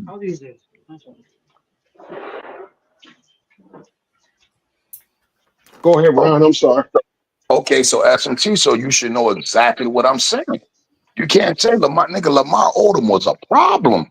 And you got to think about it. He did all this shit while being a drug addict. He wasn't even locked in 100% into his NBA career. That's what I'm trying to tell you. And he still was able to claim a Sixth Man of the Year award. Like that boy was cold. Why do you Yeah, think that's no. Pat Listen, Riley? SMT. That's exactly what I'm saying, bro. Yes, and that's on him. Don't get me wrong. That's on Lamar. That's on Lamar. But his personal distraction definitely affected his play, and he definitely underachieved. He definitely underachieved. Look, like we should be talking about Lamar Odom with the skill set he had. He should easily be one of the top 10 power forwards ever. Facts. You feel me? But his head wasn't in the game. So yeah, Why do you so think Pat? Why do you think Pat Riley demanded Lamar Odom in that trade? no, so you right, SMT. What you said was an exact statement. I don't think I could have said it no better. His personal distractions affected and made him, yep, and he underachieved. I agree with that statement wholeheartedly, SMT. But this the type of dude Kobe took the back-to-back championships, though. Talk about it. Talk to me now. Talk to me nice when you do it, or talk to me twice. He took players other star players couldn't take.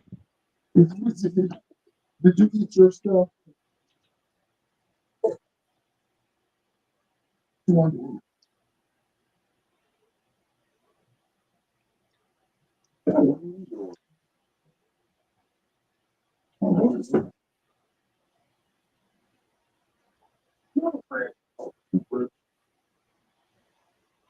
Any other questions, Froze? Honestly, of course, I got a lot of questions. But I don't want to make it about me. You know what I mean? So we're talking about pretty much we're talking about Kobe, but specifically about years in 2009 and 2010. And his team is as you described. It sounds pretty like a pretty good team, although it didn't have a bunch of all NBA players per se. Lamar Odom, while he was good, he had problems. You know, Paul Gasol lacked playoff success, so that's another thing, huh? I think he's talking in the background. Oh yeah. So, with all that being said, like, listen, like the way you guys describe Kobe Bryant, like it's just I'm lost for words. Like, you know what I mean? Like, I got a chance to see him play.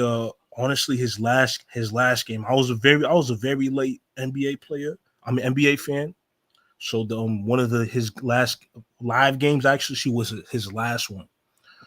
And I believe he hit his bag, his repertoire, is unmatched. You know what I mean? But yeah, like it would have been nice to see him, go I'm against. What do you say? I'm gonna tell you what, bro. You said you was late to the Kobe Bryant game, like as far as watching his career, right? Yep, Which yep. is cool. Which is cool. But let me tell you, right? This man has done feats that nobody else in the NBA has done. I'm gonna give you one game to go back and look up. Look at the Dallas Mavericks game when he outscored the Dallas Mavericks in 3 quarters. He outscored their whole team, bro. This is when he got 62. He had 63. Dallas had 62 at the end of the third quarter. Yeah. He was asked, did he want to go back in and break Elgin Baylor's scoring record? You know what he said? What? Coach, we up by 25. I'm good. I'll catch it. Go back and listen to Jalen Rose talking about the 81-point game. He said, y'all act like we wasn't trying to stop this motherfucker. He said, bro, the man was cooking. And he said, and he refused to let his team lose that day. And guess what? We was down to Toronto like 14 at halftime. So, like, I'm sitting there like, yo, do you understand the scoring prowess? Man, this man had 11 straight games of 40 plus with 450-point games back to back with a 60-point game in there. Yeah, I remember that. Do you want to know the only reason why that scoring streak stopped? Because Shaquille O'Neal came back from injury and Phil Jackson said, Kobe, hey, reel it in. We got to get the big fella back. And Kobe like, what the fuck are you talking about, the big fella? Having the best fucking season of my life. Like, what are you talking about? And he literally made Kobe Bryant turn it down just to acclimate Shaq back into the offense. Well, Me? Ron time. Nigga rolling like that? It's like, man, coach, let that nigga cook. I'm going to hold him down. You feel me? Why would we interrupt that? Ron time. Yeah. I gotta add a caveat. When Shaq did come back, the offense was running through Kobe, but Shaq started complaining at halftime, saying he's not getting enough touches. So Phil Jackson, trying to be a peacemaker, said, "Hey, Kobe," at halftime, he told him start running the offense through Shaq in the second half. And at half, Kobe had like 24, 25. Now, guess what happened in that game, Froze? The LA Lakers lost. And then in the locker room, young Kobe was like, this is why the offense needs to go through me. Shaq didn't like that, which started the beef. Shaq refusal to know that he has somebody on the team that's better than him at that point in time, and not wanting to believe it, because see, this is what was happening. Every year, Shaq was coming back to the Lakers out of shape and overweight. Kobe was coming to the Lakers in shape, ready to play. So then when injuries was happening, Kobe was allowing himself to be on full display as one of the best players in the game. Shaq didn't like that, because Shaq's always been a jealous individual. If you don't believe me, ask Penny Hardaway. So Shaq's inability to come into the season ready to go, and he said out of his own mouth, I knew I had you, Kobe. That's why I took and had a good offseason.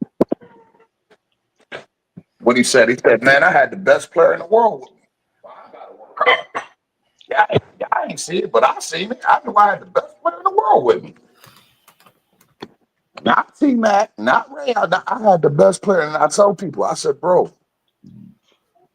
I said, y'all might say I'm premature. I said, but after that 2000 finals against Indiana, I was ready to declare him the best all-around player in the league. From what my eyes told me. And he was just ascending then, y'all. I'm looking at what he gonna be if he keep extending. Even if he plateau right now, at the very least, he the best two guard in the league. That bitch kept ascending though. Once he became the best two guard in the league, that bitch kept ascending. And people realize very big difference from being the most dominant player to being the best player.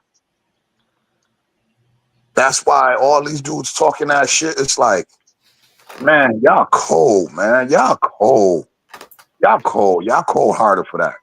But one person I ain't heard backtrack none of that shit and start fronting is Allen Iverson. Bubba Chuck. Man, you niggas crazy as fuck, Bubba Chuck said. Bean? You niggas talk about Bean? Niggas crazy. One thing I commend Kobe was his bouncing back from the 2008 loss.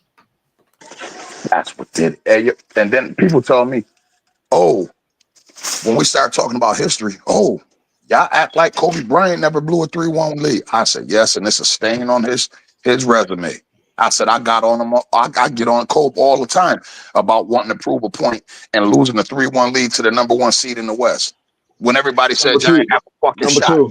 Number two seed, number 7. Yeah. We're number 7. That's a fact. When everybody said we ain't have a fucking shot. You feel me? But guess what? Yeah, Cole, he blew a 3-1 lead. Yes, he did. I will not take that off his record. But guess what my man did? He bounced back and went back to back. He bounced back. He went to 3 finals straight and won back to back after the 3-1 debacle. Unlike a nigga like Tracy McGrady who give up leads and never make it out the round. Yeah, I give up. I gave up a 3-1 lead, but guess what? I learned my lesson from it. And guess what, bitch? I went back to back after that. 3 finals appearances straight. Back to fucking back, bro. So where he did fail, guess what? He got up, brushed himself off, and redeemed himself. Everybody gonna fall. Everybody gonna fall. Is you gonna get back up though? Is you gonna get back up? Facts. You gonna finish the race? You feel me? That nigga said when I lost to Boston in 08, he said the whole next 2 seasons was a blur to me because all I was thinking about, I got to get Boston back. I can't be the greatest Laker. He said, how the fuck am I gonna be a Laker great when I ain't even beat Boston? Bitch, I got to get that back. Magic got one up on me right now. Magic got one up on me. I ain't never beat the Celtics. Our biggest fucking rivals. And these niggas got a super team over here. Let me get their ass in 2010. Let's run that shit back. And all this is when the greatest player in the world was LeBron James. Y'all was talking about LeBron James like Kobe wasn't waiting on him in the finals for 3 years. And guess what? LeBron couldn't even beat Dwight Howard and Hito fucking Turkoglu. Without Jameer Nelson. Without Jameer Nelson. He couldn't even beat fucking Hito Turkoglu, LeBron James. When my man was waiting on him in the finals, when they was trying to declare who was the next one, Nike had all these puppet commercials, all this other shit going on, talking about LeBron. My man waited on that nigga in the finals for 3 years, bro, and he never got there. Well, to counter what you're saying, his roster wasn't even elite. It was nothing close to what even Kobe Bryant had in 2008, 2009, and 2010. Wait. Hold on. Let me contest. Let me contest that. Right?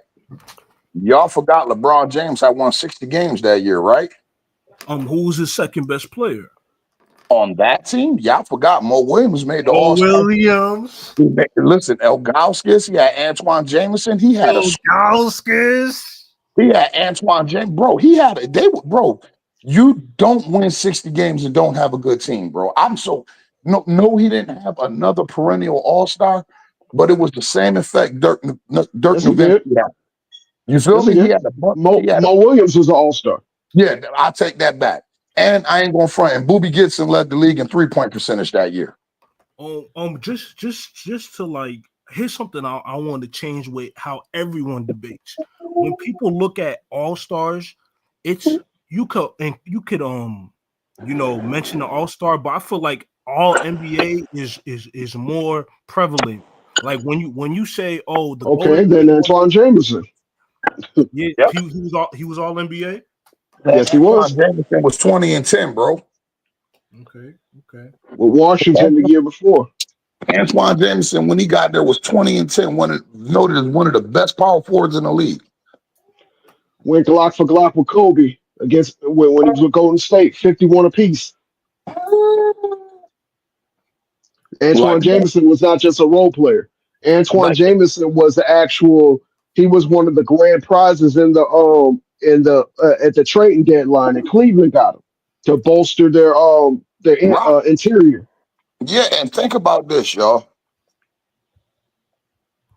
The White and them damn near swept LeBron if he didn't hit that lucky bank shot 3 at the end of game 2. LeBron and them would have been swept by Orlando. Kobe put the beats to Orlando 4-1, like, stay in y'all fucking lane. And you heard what Dwayne Wade said. After that chip, we decided to form a team because we was tired of Kobe. All right, you got that. Yeah, when he said that, you got that. But listen, if you listen to the stories throughout the year, oh no, this wasn't planned. Oh, this wasn't. Oh, it just so happened that no, bitch, y'all planned that shit because y'all knew that boy was running the fucking NBA with no end in sight. That y'all see no ending to his run. Let me ask this question: Derek Fisher or Mo Williams? Mo Derek, Williams. Derek Fisher. No, listen. Why? Well, no, listen. We ain't What say was we ain't say who had what's more Derek Fisher? accomplishment. I was going to answer. Oh, go ahead. All right, Listen, go ahead. Go ahead. Derek Fisher has shown to be a stable point guard, backup point guard at that, for not only for a decade.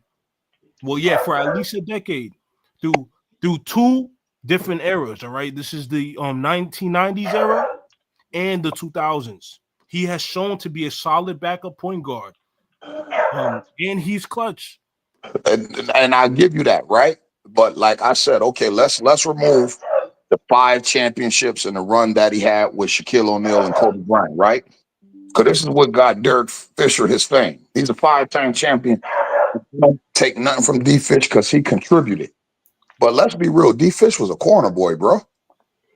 He was a corner. Don't sit your ass in the fucking corner. You play point guard and you don't even dish the ball out. Kobe led the team in assists. Go sit your left-handed ass in that corner and go hit this 3 when we need it. And he played, and he was the dog on defense. He was a pit bull on defense. Yes, Derek Fisher. But if you put Derek Fisher and Mo Williams in their prime in a gym and roll the ball out the half court and say, you niggas go 1v1, Mo Williams going to kill Derek Fisher every fucking time. His bag was way deeper than Derek Fisher's. Okay. Derek Fisher was just in a better situation than Mo Williams. You feel me? Yeah. So, and remember, Mo do got that all-star nod on his belt. You feel me? Mo was like that. He got that, but that was the only year he didn't record an all-star appearance before or after. Listen, I get that, and it be like that. But you know what? Just because he didn't do it before or after, we can't take away from the year he did do it. You feel me? I get it. He's not, you feel me? My first-round draft pick, but niggas ain't gonna sit up here and tell me Mo Williams is a scrub. All you gotta do is go look at Mo the numbers. Williams was a scrub. Y'all niggas not gonna tell me that. Mo Williams does not make it on the top 15 of Cavaliers ever. He doesn't. Listen, bro. He only played there for 2 seasons. Do you hear what you said? 2.5 seasons. I'm sorry. Do you hear what you said? Top 15 throughout Cavs history. Do you know how hard that is to crack the top 15 of any team history? Think about the new players now, too. That's what I'm saying. Do you know how hard it is to be ranked one of the top 15 players in your organization of all time? It's hard as fuck. That's a tall order, bro. Now some organization is harder than others, but damn, bro. Y'all go back to Cleveland. Y'all say, man, y'all must have forgot about Mike Price and Craig Elo and Larry Nance and Brad Daugherty and Hot Rod Terrell Brandon.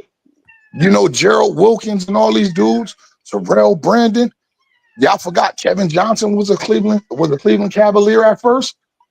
It's hard, bro. They had a lot of good players in their history. The comments said Derek Fisher was a starter. Someone said Derek Fisher was a starter. Yeah, he was. Yes. He started at point guard, but technically he wasn't our point guard. Well, let's be fair. In '96, he backed up Nick Van Exel to the trade. And man, Kobe was on the bench. So when he had the opportunity to be a starter, then they signed Ron Harper for 2 years. So he was a backup to Ron Harper. He didn't become a starter until after the 2002 season. That's a fact. And he was good at what he did. You feel me? Hitting clutch shots, playing great. He played his role to the death. I love Derek Fisher.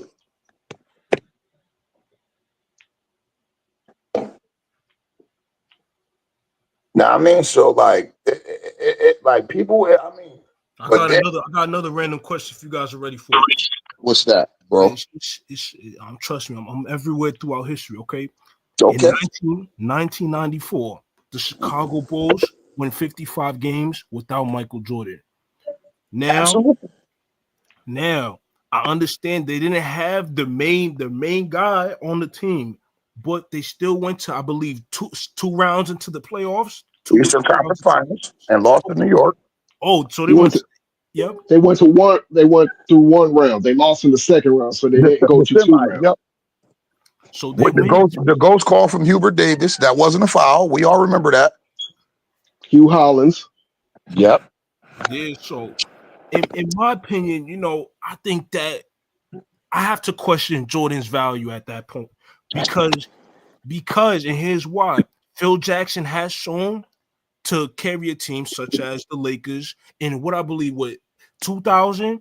So you can actually make the claim that Michael Jordan is replaceable. Now I know it's not realistic at the time, but if you take Kobe Bryant from whatever year that you so please and you put him in 1994 with those Bulls, they are succeeding. So That's I a have fact. to I have to look at that as a deduction into Mike when I look at Michael Jordan's career. Okay, What do now y'all? let me flip the other side of the coin on it, right? Yeah.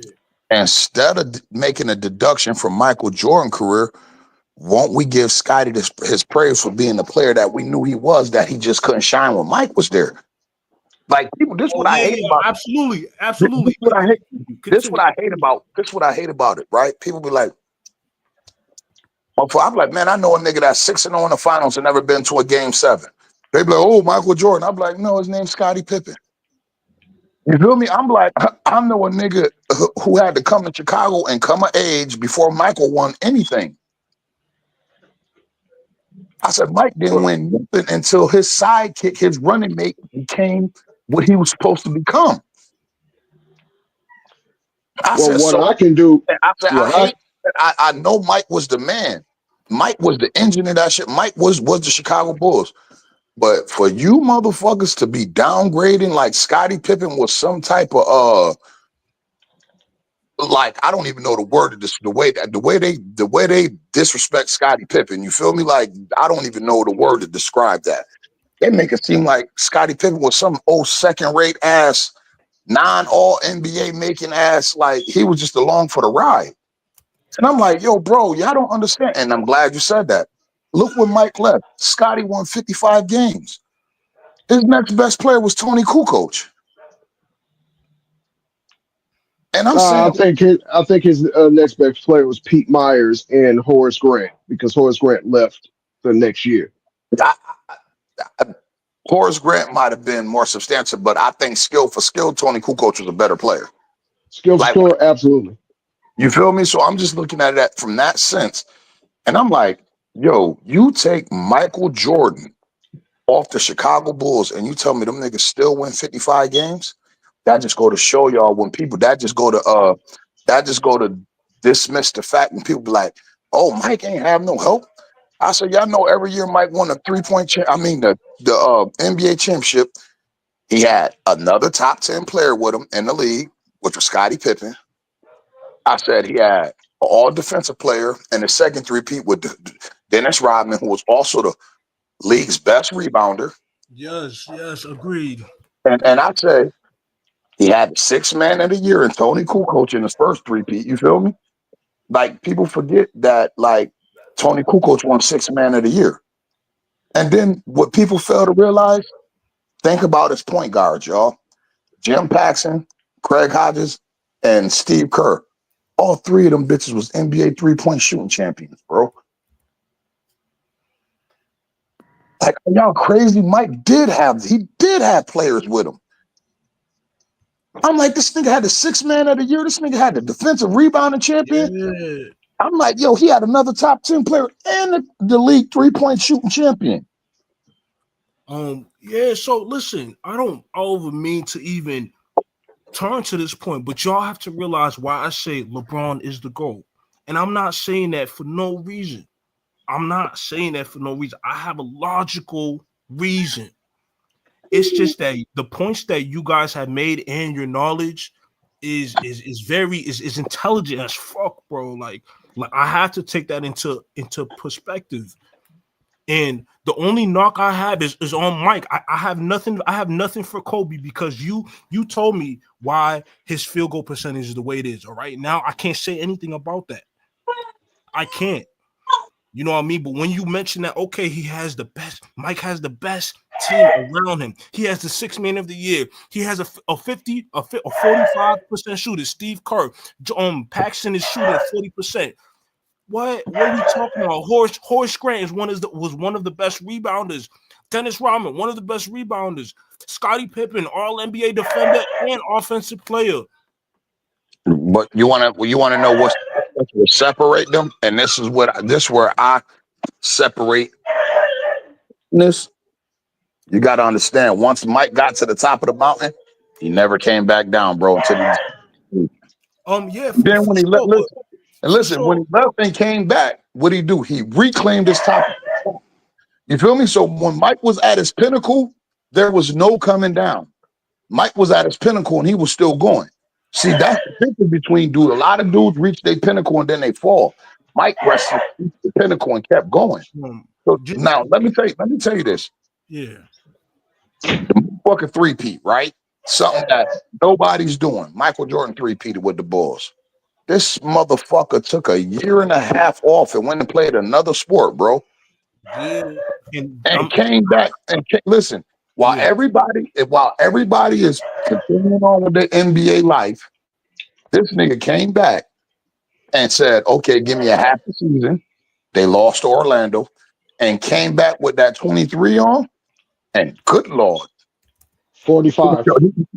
No, he came back with 45 when they lost to Orlando. You feel me? Remember, he had 45 off. They lost to Orlando. Mike popped out with number 23 the next year, remember?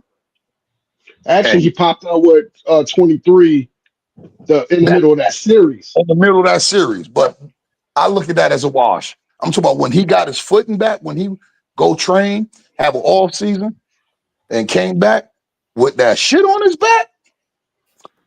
When nothing nobody in the NBA could do, bro. And guess what? The nigga game was totally different from his first three peats. Yeah, I definitely like his game in the second 3P. I definitely liked his game better then. You feel me? So it was just like, damn, y'all. Like, and then when you tell me a motherfucker has been not, I don't judge nobody. Won NBA finals. Luck could have bounced your way. Could have been a couple injuries. You end up getting a title. Great. Not taking nothing from you. You feel me? But when you come back and you win 3 of them holes in a row, after taking 18 months off, and let me tell you something. This is what I tell you. He's been to 6 NBA finals, right? Not only is he undefeated in the 6 NBA finals, this bitch ain't never even been to a game 7. Yeah, even more impressive. You feel me? He never even went to a game 7. You feel me? So it's just like, damn. With those credentials, you know what? And you know the crazy part about it, bro. When I tell people, listen, LeBron is not the GOAT to me. LeBron is one of the greatest to ever do it. I definitely got LeBron in my top 5. Respected. You feel me? And like people sneeze at that, like, what you mean top 5? I'm like, bro, do you know what it means to be top 5 in anything, bro? Look at the NBA. Look at all the players that came through the NBA. And just say you had 6,000 players that played in the NBA. You telling me I'm one of the 5 best to ever do this over a 75-year period? So that means y'all done seen a lot of talent. Facts. And I'm top 5, and I'm taking, well, to me, he's top 5. To some people, they got him 1, some people got him 2. And you know what? When people argue that, I don't argue because, like I said, the man's career has been immaculate. You feel me? Everybody got failure. The man's career has been immaculate, but people like, oh, you just one of them Jordan dick riders. I'm like, bro, Michael Jordan not even the GOAT to me. What the fuck are you talking about? Respected. Oh, Kobe. Oh, you Kobe. I said, bro, Kobe's not even the GOAT to me. Well, who's your GOAT? I said, man, his name is Kareem Abdul-Jabbar. I think that man had the greatest basketball career that anybody has ever fucking lived. Starting from high school to college to the fucking NBA. I said, nobody's had a career like this man. Would you guys admit that there's a logical reason to why LeBron is the GOAT? No, listen, there's merit to it, bro. I'm not saying there's listen, his longevity, his 40,000 points. Listen, I give LeBron credit for all that, bro, because do you know what kind of condition you got to be in to play 20 plus NBA seasons and then play it at the level that now what I will tell anybody, I said, I never got a chance to see Wilt, but between But from what I've seen of my own eyes, LeBron James is the greatest NBA athlete I ever seen. He may be he may be on the Mount Rushmore of just athletes, period. The way this man is a machine, y'all. And I'm taking nothing from LeBron. I respect Bron and salute. You feel me? So if somebody say, oh, he my GOAT, I'm like, I get it. I understand it. He got the credentials to be in that conversation. He definitely sitting at that table. You feel me? But y'all not about to just disregard what I seen and tell me that my opinion ain't don't matter, because at the end of the day, it's all a matter of opinion. It's like what Kool-Aid you like, grape or tropical punch. You feel me? They How about they mix them both? they all fire in their own way, but you might just have this preference a little bit more, which is cool. You feel me? That's your preference. You like coffee, I like tea. You feel me? It's your preference. But I like, first of all, you can't compare players from different generations in the GOAT conversation, because different generations played under different rules, Different circumstances. different circumstances. You feel me? Like, how are we going to count a 3-point record when you got a lot of dudes that didn't even get a chance to play with a 3-point line? They just did, listen, they just did a study on Pistol Pete Maravich, right? They said his senior year, his coach went back and looked at all their games, right? His senior year, the 3-point line in college was like 19.9 feet. This dude was shooting from 22 feet, 23 feet, and he was only getting 2 points for it. He said, he said, I did the math. If Pete Maravich had the 3-point shot available to him in college, guess how many points he would have averaged a game? 60. 60, bro. He would have averaged 60 points a game if there was a 3-point shot in college when Pete Maravich played. And it's not because they say, oh, well, no, the shots he were taking were from 20 plus feet. But there was no line back there that gave him credit for 3 points instead of 2. So now you take all the shots that he done took from 20 feet and beyond and add that shit up. They said, man, this nigga would have averaged 60 points, man. And I'm like, shit. You feel me? Like, and then, like I tell people, I'm like, bro, yeah, I do know without Pistol Pete, there is no Magic Johnson. You feel me? Go back. Magic said, man, my game was modeled after Oscar Robertson and Pete Maravich. Pete did things with the ball that I couldn't even do. All you got to do is go back and watch it. But you don't never hear these motherfuckers talk about Pistol Pete amongst the all-time greats. And right Will now, be no Keith Van Horn. Will be no Jason Williams. There's a lot of people that there would be no Jason. Like, people talk about, people said, like, I heard dude said, oh, Jason Williams invented the elbow pass. Motherfucker, Pete Maravich was doing that at LSU. All you got to do is go back and look at the archives. There's nothing nobody did in the NBA that we've seen that hasn't already been done. So I'm just like, bro, all these people game derived from something. Give these old school niggas their credit, bro. Give them their credit. Niggas talk about white chocolate. I said, bro, it was a white chocolate before white chocolate. His name was Pistol Pete, bro. there was a white chocolate before Jason Williams and after Pete Maravich, and his name was Drazen Petrovich. Drazen Petrovic, one of the coldest 2 guards I ever seen in my life. I'm talking about, nigga, motherfuckers feared that motherfucker. And guess what? And they said the nigga smoke a cigarette at halftime. Yep. They He said this died motherfucker prematurely on the Autobahn. on the auto. They said this motherfucker would smoke a cigarette at halftime and wouldn't even take a shower after the game. That's just nasty, but that doesn't have nothing to do with this game. Nah, but I'm just saying, like, this Drazen Petrovic, like, this how unconventional he was, I'm saying. But this bitch was a stone cold killer. Stone cold killer.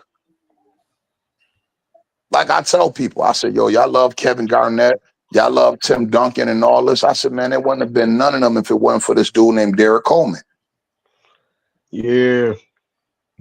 I said, yo, DC. y'all don't know who Derek. I said, bro, he was one of the first power forwards putting the ball on the floor. Like he just had that heart problem, which fucked up his NBA career. He still ended up playing a long time. You feel me? But he never was the player he was supposed to be after that.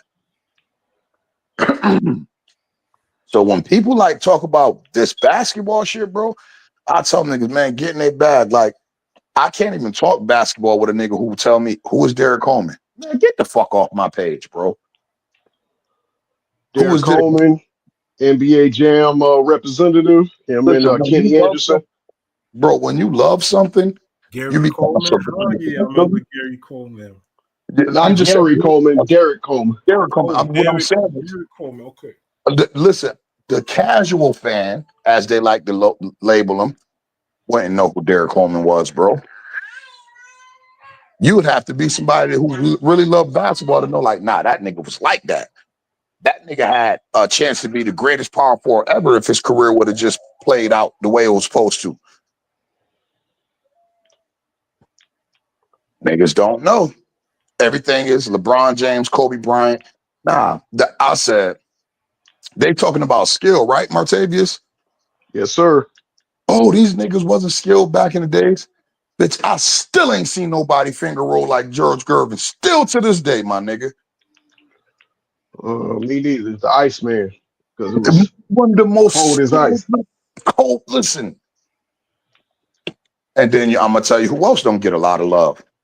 Who should be that when niggas go to name and they top whatever they all for some reason they leave this dude out, and I'm like, yo, y'all do know he's the innovator, right?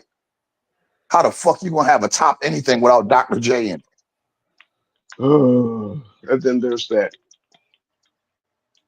You feel me? Dr. J was my dad's Jordan. I heard about Dr. J growing up. I never got a chance to witness what Dr. J was. That's the only reason why I don't judge him either negatively or positively. But there will be no dunk contest if it wasn't for Dr. J. Fuck the dunk contest, bro. Listen, I told you the story, bro. I became a Laker fan because of my uncle Gregory, right? That of the Lakers. My other uncle, my uncle Brad, is a diehard Philly fan. You can't tell him nothing about Dr. J. Man, I witnessed these two grown ass men have a physical fist fight in my grandmother's living room over Maggie Johnson and Dr. J, bro. Like, I'm watching this shit as a kid, like, yo, my uncle's fighting over these two niggas. Like, the doc was something serious. And people hurt Doc.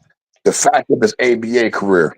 I said, yo, if you put Doc ABA career with the NBA career, which I don't understand why they don't, because they merged both leagues. Said, you know, Doc top 10 and damn near everything. Let's not get it twisted. Dr. J You feel me? And invented playing above the rim, not the movie, then just the play style he, above the rim is fashion from Dr. J. people don't understand that's where Mike got it from. Mike just took it to a whole nother level. That was Mike idol, Mike Dr. J. You feel me? And what's his name? Thomas, David Thompson. David Thompson. Niggas don't know how cold David Thompson is. I said, yo, bro, do y'all know it's a nigga that was 5'10", maybe 6 feet, that led the league in scoring and assist in the same year?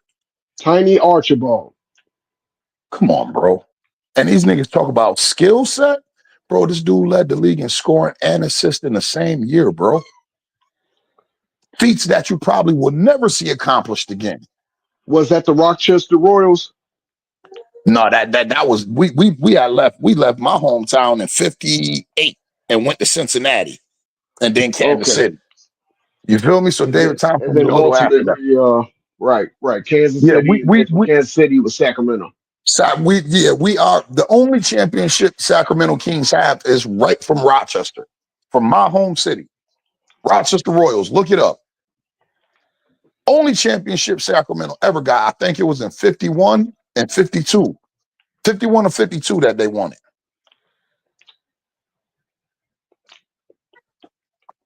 So like when people get to talking this basketball shit, I'm just like, yo, y'all got to remember the ones who paved the way, man. Like I hate that. I hate and I love and don't get it twisted. I love the new school, y'all. I love the new school. I love the new school. You feel me? Like I do. I love my Kyries. I love my Stephs. You feel me? I love my KDs and you know what I mean? I love those guys. Y'all took the game and y'all elevated it, what y'all supposed to do. But don't denigrate and disrespect the dudes who brought this game to the forefront. You feel me? Because without them, it would have been never been no y'all. I guarantee you, all these niggas, listen, all these niggas who talking that shit now, who they wanted to be watching? They wanted to be cold, bro. Kevin Durant and all them niggas wanted to be Kobe. But now that the man gone, now he ain't here to defend himself. People could show him how they really felt about him. Motherfucker Jeff Teague say, "Oh, I think his defense is overrated. He made defensive teams that he made defensive teams by his reputation." Saying, I said, "You dumb fuck. Do you know when Kobe won his nine first defensive teams? There was the only people who voted was coaches.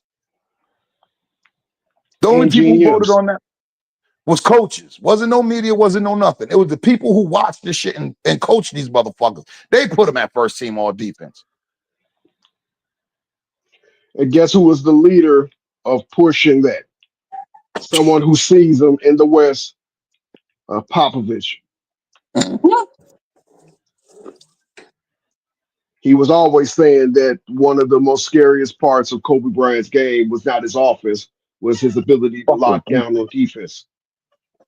do they realize, man, like, man, this man meeting niggas at the rim as a weak shy shot blocker as a two blocker. Ask Tony Parker, who was his toughest defender. Ask Ray Allen, who was his toughest defender. Tax Allen Iverson, who was his toughest defender. That nigga Allen Iverson gave Derek Fisher 16 at halftime. Kobe took him at halftime. That nigga finished with 16.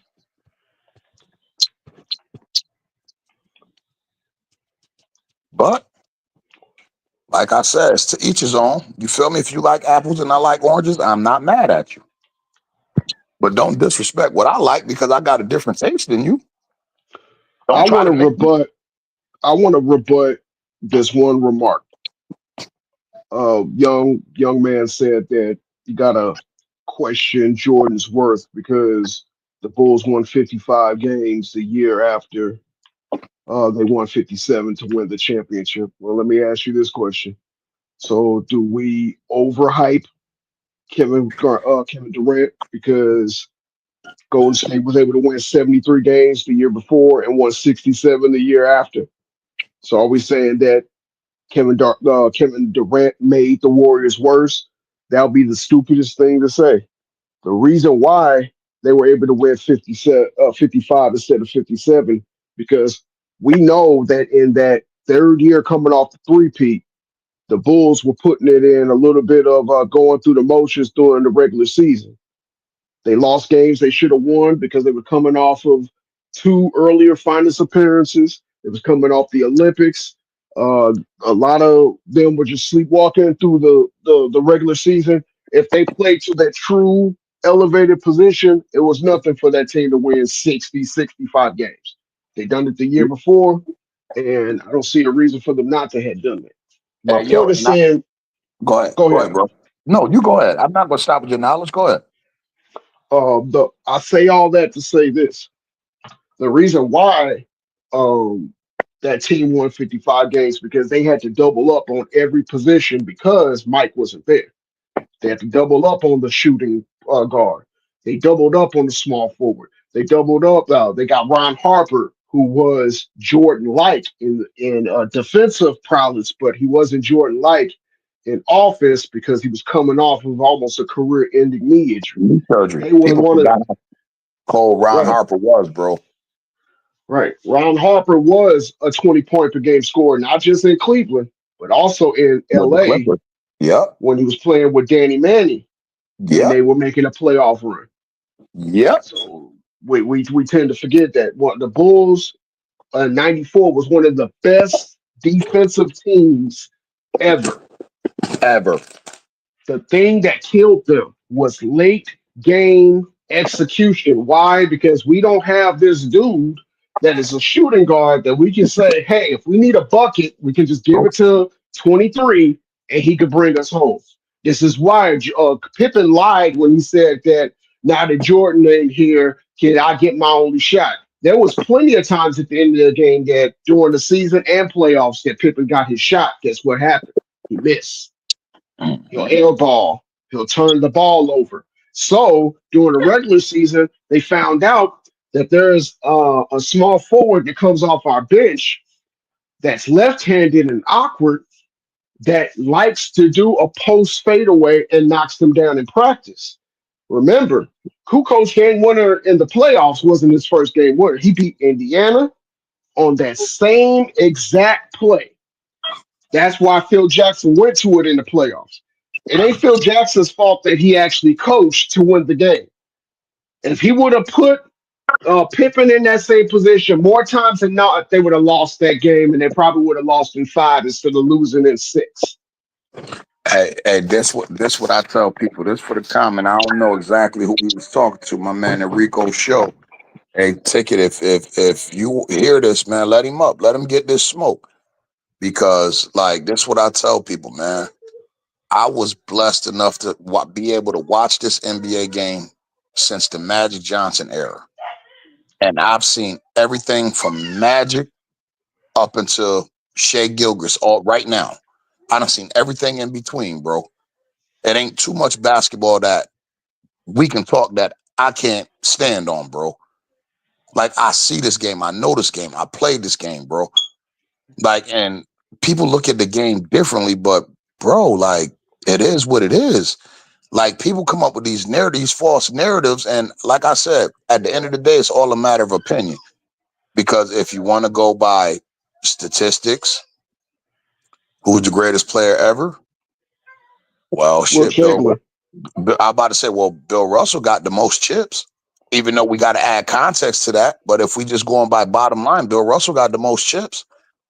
You feel me? Like LeBron got the most points. You feel me? Like somebody else got the most MVPs. Like it's so many criteria that you got to equate into this decision. It's just like, so what are we going on? What are we going on? What are we judging the GOAT off of? We judging it off of statistics. We judging it off of longevity. I like to judge it off the eye test. You feel me? Like, come on, let's put all these dudes in the gym, roll a ball out, and let's see who's standing at the end. And I got a pretty good goddamn feeling, nigga. MJ and Kobe gonna be standing there at the end. You feel me? Now, you can't ask what's gonna happen if Wilt Chamberlain and Kobe Bryant play one-on-one. We all know what would probably happen. Too much of a physical, uh, too much Disadvantage for Kobe. disadvantage for Kobe. But if we talk about who's more skilled, nigga, absolutely. So that's why I say, bro, you can't compare a power forward to a fucking point guard. You can't compare a two guard to a fucking center. You got to compare the centers with the centers, the two guards with the two guards, the point guards with the point guards, because all of the games are different. So people say, oh, LeBron, the all-time leading scorer. I'm like, man, he broke a nigga record that didn't even shoot threes, bro. That didn't even have a three-point shot to his name. And it took him more games to do it. It took him more games. This man led the league in scoring for 40 years, damn near. With the most unstoppable basketball move in NBA history. If you ask me, it go Kareem skyhook and it go Shaq drop step dunk in that order. You feel me? Yep. But like I said, a lot of these dudes ain't never even seen these dudes play that they commenting on, bro. That they degrade. A lot of these dudes never even seen that part of the game. Like when my man told me, he was on, he said, man, I was late to Kobe party, bro. I was late to his party. I didn't get a chance to witness it. Respect, you feel me? I can't be mad at you for that for when you started watching basketball or the era you grew up in. Respect, but I am gonna put you on the game. You feel me?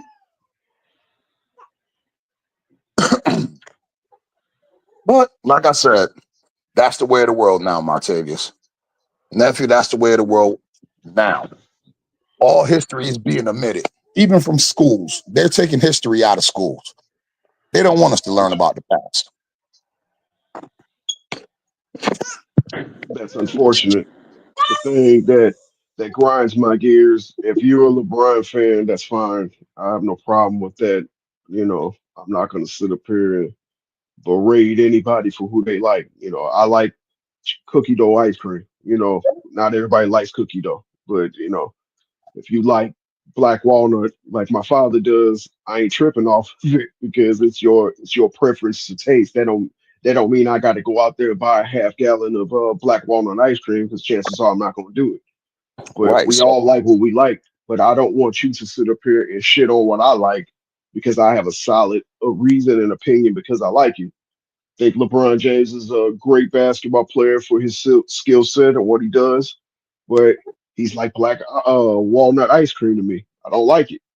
I don't like how it has been done, how it has been presented, and it just it makes to me it makes a mockery of when I saw people get it out the mud. I, When people sit up here and their number one defining point is, well, his first 7 years, his his his team didn't do the best they could. I think that's a lie. I've watched it. I know that's a lie. You don't go out there and get an all-star from Washington. You don't go out there and have someone who won championships with D Wade and Kobe Bryant said, I want to play with the young king and don't sign him. They had good talent they drafted. They even went out and got a Harlem Globetrotter called Jabario Moon that mhm. played Candace Parker, Anthony Parker, Candace Parker's Brother. brother Yep. played with LeBron James. They won 66 games in a Mike Brown offense, followed by 61 games the next year in a Mike Brown offense. You cannot sit up there and say that they had a trash team. That doesn't make any sense. So that the narrative is never met with reality, as far as I'm concerned. Man, I just want to comment to this dude, Be Ready Sports Podcast. You say, I know you wasn't about to say Kobe was more skilled than Wilt. Absolutely, he was more skilled than Wilt. What are you talking about? Wilt was Well, Wilt might be the it, greatest athlete that I ever seen. That dude got track records at Kansas. That dude triple jump, high jump record. He was a physical specimen. But you talk about skill wise, bro. Ed, you might have a couple dudes that was more skilled than Cole, but I doubt it. We talk about skill set for skill set. There was nothing on the court Kobe Bryant couldn't do at a high level. Not just do, he did it at a high level. Nigga said, oh, he rebound, bro. You forgot the nigga grabbed 16 rebounds in the finals game. You forgot the nigga led our team in assists every fucking year. Nigga averaged damn near 5 assists a game from the two guard spot. The nigga played both sides of the ball. That nigga is more skilled than damn near anybody I ever seen in the NBA, and that's including MJ, bro. He has a better skill set. He took the three ball and put it in his repertoire. Handles was better. You feel me? Like we talk, you gotta understand when we talk about skill set, that's a different. You know, I want skill set, bro. He was way more skilled than Wilt. Y'all tripping.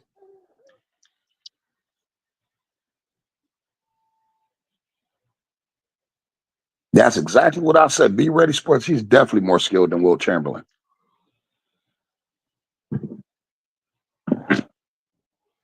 So so what could and this is where comparing errors starts to become challenging because we've never seen Wilt take threes because threes wasn't invented back then. But you know what else was invented back then that nobody wants to talk about? This thing called free throws. So Right. who was the better free throw shooter between Will Chamberlain and Kobe Bryant? Easily, I don't even have to look at it. It was Kobe Bryant. Kobe Bryant shot over 80%, well over 80% as a two guard. Will Chamberlain was a piss poor, not even average free throw shooter. Hey, They yo, like to say, you know the crazy part about it, bro? What I tell people about Wilt, I like, man, why y'all be shitting on Wilt, bro? Oh, Wilt this and Wilt that. I said, man, let me just tell y'all, this man averaged 50 and 20 for a season, bro. Think about this. We've seen a lot of great scoring performances, right? We've seen Kobe Bryant average 35. We've seen Mike average 38, right? And we see how them performances went. Like, we know what you got to do to entail a 35-point scoring season. We know what type of work that requires for you to put in. Think about that, y'all. This man averaged 50. Think about this. He averaged 50.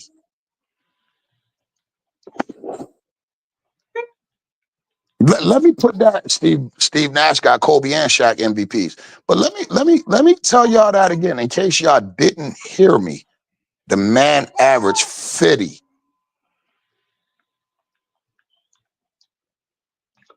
Only person in NBA history to average more than 40 points in the season. Not only did he average 40, the man averaged 50. Do you know how many points you got to score for you to average 50? He averaged 50, y'all. 50. so Do there y'all were know how some, crazy that shit is? Like, just think about it. Martavis, just think about it, nephew. We seen Mike average 38, right? We got a chance to witness that, right? right, We seen the work Mike put in to average 38, right? The 60-point game. We seen that, right? right. This man averaged 50, bro. Not in a month, not in a week, for the whole fucking season. He averaged 50.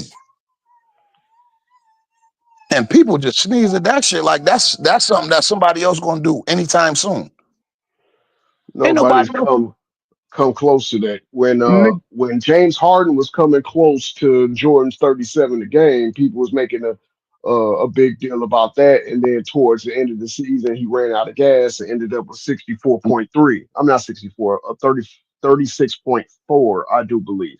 yep, and then And people like, oh, that James Harden had the greatest stretch. I said, yo, y'all forgot that stretch Kobe was on that Phil Jackson made him stop because Shaq was about to get pissed off because Kobe was scoring too much. You don't know when that shit would have ended, bro. That nigga had 50 back to back to back to back. Just think about how impressed we was with that, with Kobe 4 50-point games in that stretch. And this man averaged 50 for the season. You niggas tripping, man. You niggas be smoking something, man. You niggas be smoking something, man. Nigga told me, oh, this was a few years ago. Yeah, I ain't never seen nobody play this great this late into their career. I said, you do realize year 17, before Kobe popped his Achilles, he was averaging 27, 5, and 5, right? The year but he that popped don't his count. Achilles, but that don't count. That was year 17 for him. And he was averaging 27, 5, and 5. No allegations. No allegations. What you want, princess? You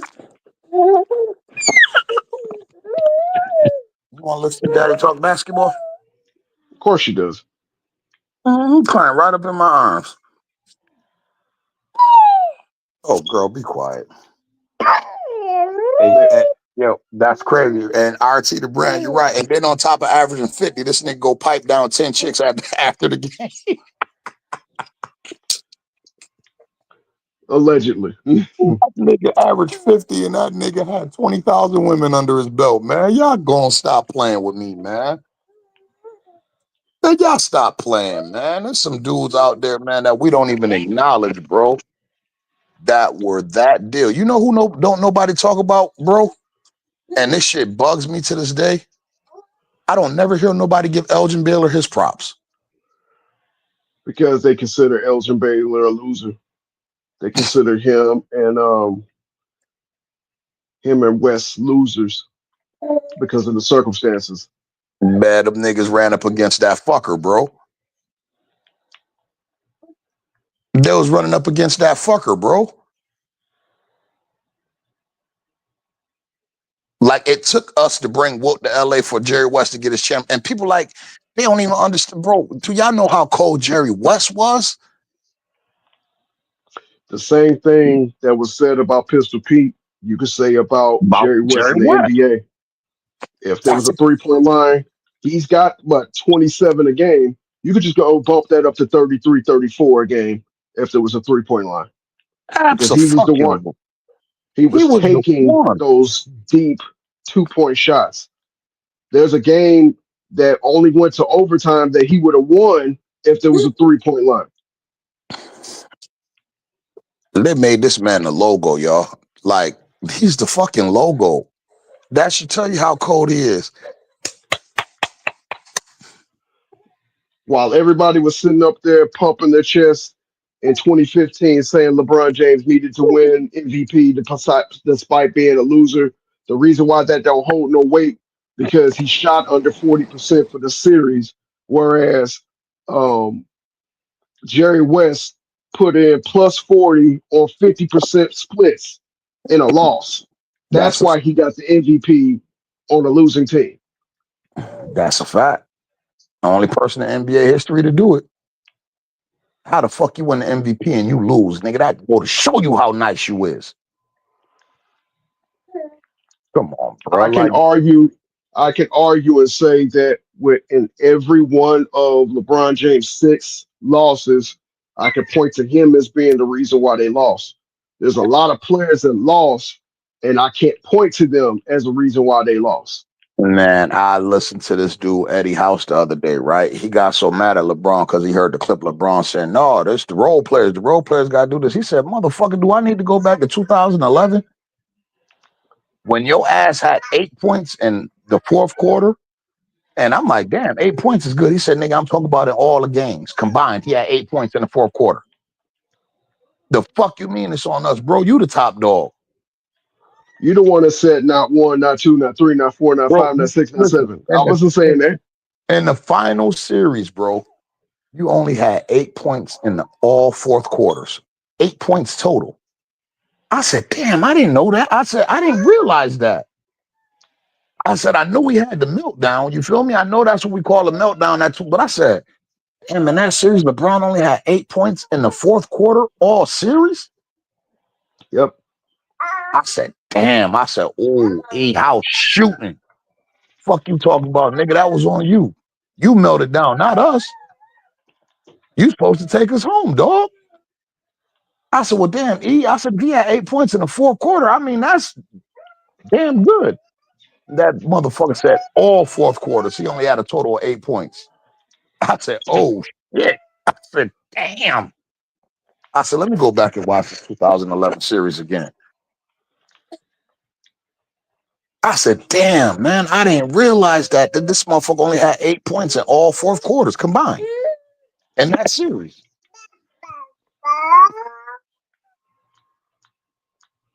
Right. You blaming the role players. Man, you never heard Kobe. So, but nigga, anytime Kobe felt, he said, I gotta be better. The real ones say, I gotta be better.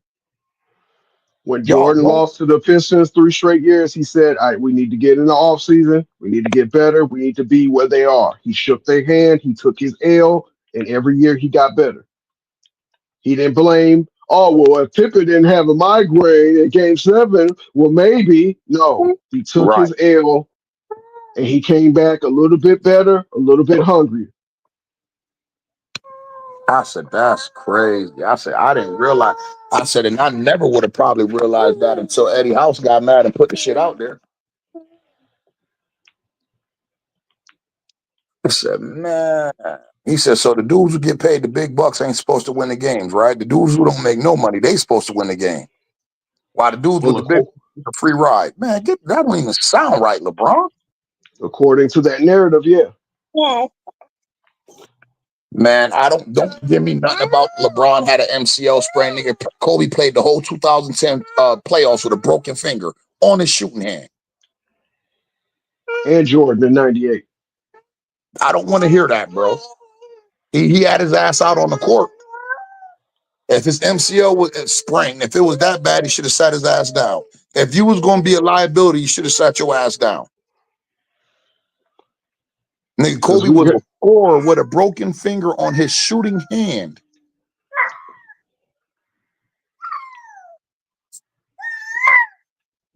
because there could have Sprain. been anybody. There could have been anybody to give you 8 points total in that game. Anybody could have did that. Rashawn Lewis could have did that. Listen, man, you talk about a sprained MCL. I seen a nigga pop his Achilles, get up and hit 2 free throws and walk the fuck off the court with no help. I don't want to hear that. Injuries is never an excuse, bro.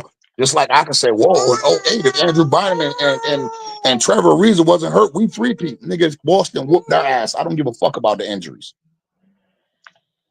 Just like I don't give them a pass for Kendrick Perkins being hurt in that 2010 finals. If we had to play y'all when Andrew Bynum wasn't there, I don't go on that injury shit. That shit happens, bro. It's part of basketball. Yeah, yes. Can the outcome of the game be different? Yeah, but that who's to say they still not gonna lose? So that injury shit, man. I seen niggas play through injuries. I seen niggas win playing through injuries. It's a different, and it's a let me get this straight, y'all. It's a difference from being hurt to being injured. You hurt, you Hurt got is it's discomfort. Injured means you can't play. you can't play. But you talk about a sprained MCL out there. I'm on a sprain, just like he with the Golden State. Oh, I fractured my hand. Dummy, who told you to go punch a chalkboard? But you praise all these stats that you just gave us in that finals, but then you want to say, I also broke my hand. I also remember against what's the name in national TV? I heard it pop. It popped. What popped, Right. bro? What popped? His vagina. Fuck out of here, man. Well, since you're cooking on that fact, let's cook on this. When did Michael? When did Magic? When did Larry Bird ever make excuses for losing or when No, they lost?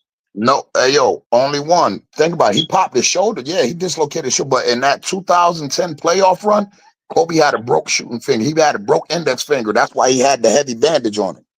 That's why you seen him with that thing with number 24 on his right shooting hand. His finger was fractured, bro. And guess what people was doing every time he had the ball? Slapping his Hacking right, at it.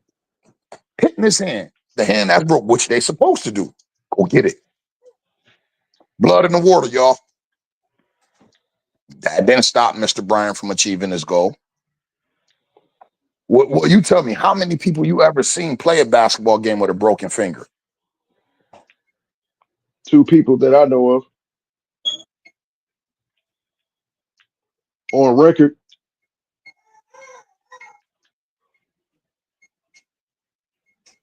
What about when somebody blows their back out and can't give their team everything, but still goes out there and compete, and they lose to the Indiana Pacers.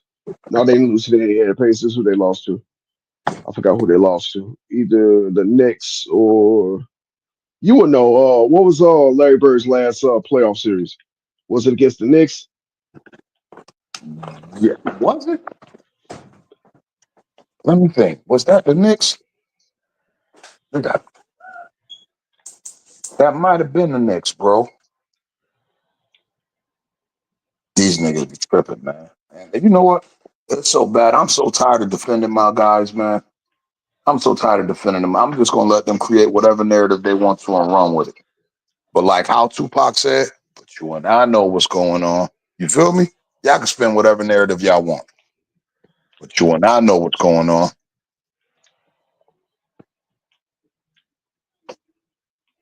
So, like, we all know Bean was never held in the highest standard. especially after that Colorado shit. You feel me? He was never held in. He was never in the good graces of the NBA ever since then. And Bean was the best player in the league, at least for 3 seasons minimum in his 3 seasons, prime. bro. Let's look at this, right? Let's just say, okay, let's just eliminate the 2000 championship, the first championship, right? Go from Okay. '01 to 2010. Who was the best player in the league? Let me think. Hmm. This man had a Hmm. 10-year run as the best player in the league, unquestioned. The Nigga said, reason go, why go. I the But I reason said, why I say three listen, three I told years minimum, go because ahead. I do know by the 2002 2003 season, he was looked at as the best player in the league. Even he was the best, considered the best player on his own team. Again, contributing to why Shaq wanted either him gone. But listen, Um, this is what I told people. I said, it's a difference from being the most dominant and to being the best player. When you got the most dominant player saying, man, I had the best player in the league on my team. Y'all might not acknowledge him as that, but if you know, you know. You feel me? Like, but there's no question that he was the best player in the league from that second championship on, bro. And I'm being generous. I'm being generous. I'm showing dudes some love with that because if you remember, '08 is when he started his next three-peat. He tried for his next three-peat. And if you remember the Redeem team, and if you go back and watch the documentary, in 2008, LeBron James said Kobe Bryant the best player in the world, hands even down. LeBron James said it over and LeBron over and over James said, again. now take that. That's '08. That's only the first chip, y'all. He went to two more championships back to back. And should have probably been in the championship in 2011, but Shannon Brown fucked Paul Gasol chick at the time. And they had that eternal beef. Remember when Phil Jackson kept punching Paul Gasol in the chest, like, snap the fuck out of it. You playing like a pussy, pal. Paul Gasol in that New Orleans series had reverted right back to being the old Paul Gasol because he was in his feelings. And Andrew Bynum exposed it. He said, we're not going to be right until we fix what we got going on internally. And to come to find out, they said allegedly Shannon Brown had slept with Paul Gasol lady, old lady.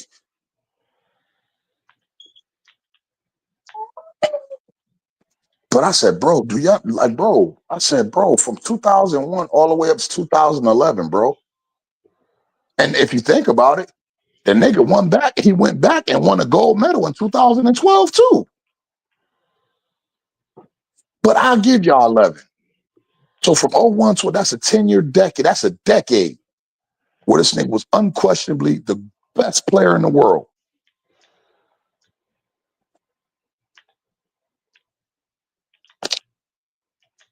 LeBron came what, 2003? Yep. Okay. Okay. I rest my case. Proof is in the pudding, y'all. All y'all gotta do is go look it up. Do the research, y'all. Do the research. Yeah, but as we discussed before, doing the research is people consider that to be too hard.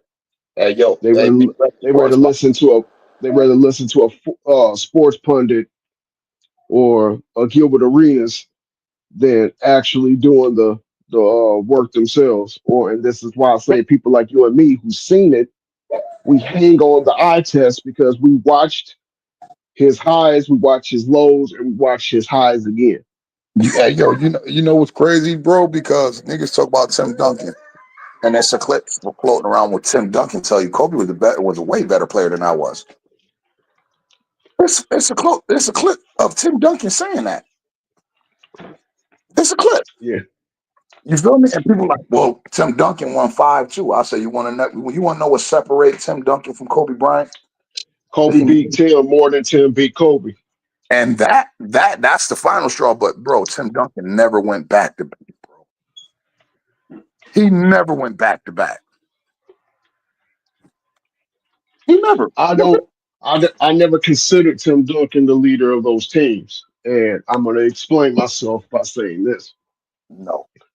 I think the leader of those teams was more um, Popovich than any other player because he was able to plug and play every year. Every year they were winning 55 to 67 games. Every It year. was it was definitely the system. Was Tim Duncan the main cognate in the system? Absolutely. But it was the Spurs system that kept them on top of the game the way they was on top of it. Shout out to Popovich and his boys. Because they were some It was, dogs. it was You feel similar me? to the Bill Belichick run in New England. All you needed was the top player, Brady and Duncan, and you could fill in holes as you go along. That's a fact.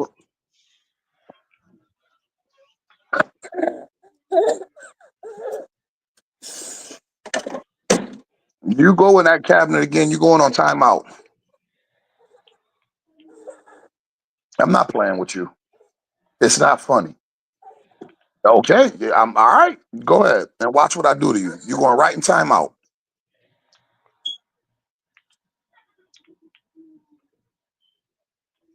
Yeah, bro. Like I don't know, but like I said, opinion like an asshole. Everybody got one.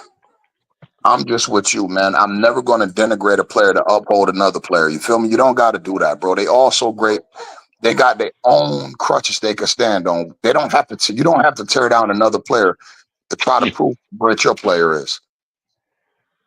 Because unlike most Kobe fans, I respect LeBron. He was a Laker. I'm a Laker fan. I gotta fuck with him. Long as he in the purple and gold. But when you talk about comparing careers, like I tell you, when the motherfuckers talk about Kobe not top 10, I challenge anybody in the world to name me 10 players, NBA players, that had a better career than Kobe Bryant. I still ain't got an answer to that question, bro. They say he Well, you're not not gonna top get 10. one. And I say, okay, well, name me 10 players in NBA history that had a better career than Kobe Bryant. By all metrics, you could add in whatever you want to add in because guess what? Kobe checked all the boxes. Awards, MVPs, he checked all the boxes, bro. And we all know why the MVP was not given to Kobe after Everybody the, knows. Kobe should you have know, at least 3 MVP. That's why I tell people.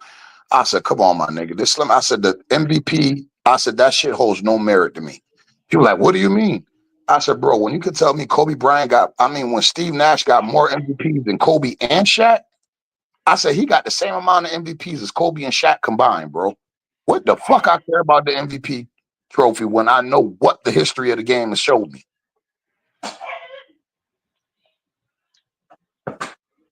way Kobe was penalized for playing with Shaq.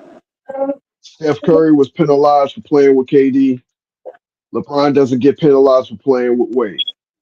He Is don't that get consistent? Nope, he don't get penalized for playing with Kyrie. He don't get penalized for playing with AD. He don't get penalized for playing with Kevin Love. He don't get penalized for playing with none of that. It's just like, yo, he can have all-time greats on his team, but can't nobody else have all-time greats on their team. Well, I mean, in the MVP discussion, because he never won an MVP since leaving Miami. Yeah, that's a fact. That's a fact. And I listen, and I'm not gonna lie to you. It's one of them situations where probably after 2010, LeBron probably could have won MVP every year. He probably should have won MVP every year. You feel me? Like Michael Jordan could have won MVP every fucking year, y'all, Of his Bulls career. of his Bulls And career. he only played 17 games in 1995 and still was in the MVP discussion. Let that sink in. This is what I'm telling y'all. So, like that credential, that means absolutely nothing to me. Oh, Finals MVP. I said, bruh, Cedric Maxwell won the Finals MVP over Larry Bird, and everybody knew who team that was. I said, Iguodala won it over Steph Curry. Curry averaged 26, 6, and 6. By any metrics on any other team, bro, that's final MVP numbers. 26, 6, and 6. And we got the dub. Now, keep this in mind what Ron's trying to say. LeBron won a Finals MVP scoring 25 points a game. Steph Right. doesn't get considered an MVP scoring 26 points a game, and they won. How How is that that fair? how does that work, y'all?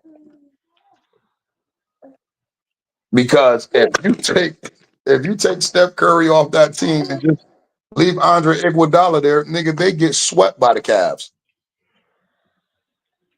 They don't even make the playoffs. They don't even make the fucking playoffs. But y'all tell me y'all want to sit up there. Oh, well, why Steph didn't win MVP? Because the voters are stupid. Pretty much. Blatant disrespect. I said, come on, man. That shit don't that's just your personal, that's just a personal opinion, bro. Like, I don't know. Like I said, it could be a lot of answers to the test. You feel me? I don't get mad at nobody for them having LeBron as they go. I will refute it and tell them why I don't think so, but I respect what you're saying, bro. You feel me? You got an argument, you got a leg to stand on, but don't try to make this shit definitive. Like, don't nobody know what they talk about, and then, oh, well, he was a bum, he was this, and he, no, bro, nah, bro, that ain't how that worked, bro. That's not how that works. And like, this about to be my thing, bro. If you ain't watched basketball at least since, I'm gonna give, I'm not even gonna say the early '90s, bro. If you didn't, from '95 on, bro, don't even talk basketball with me. If you ain't get a chance to see all these dudes play that we talk about, don't talk basketball to me. LeBron is a better two-way player. He better be at 6'9", 250 compared to somebody 6'3". He better be a better two-way player. But a two-way in his prime or No, overall, because no. I Somebody said LeBron is a better two-way player than Curry. He was never a better two-way player than Kobe to me. But of course, he has the physical dimensions, bro. Do y'all understand what it is to be 6'9", 250 and move like a cat? That's not, bro. Imagine Karl Malone having Magic Johnson skills along with his athletic agility. and his physical dimensions, bro. You're not supposed to be able to move like that when you're that big, bro.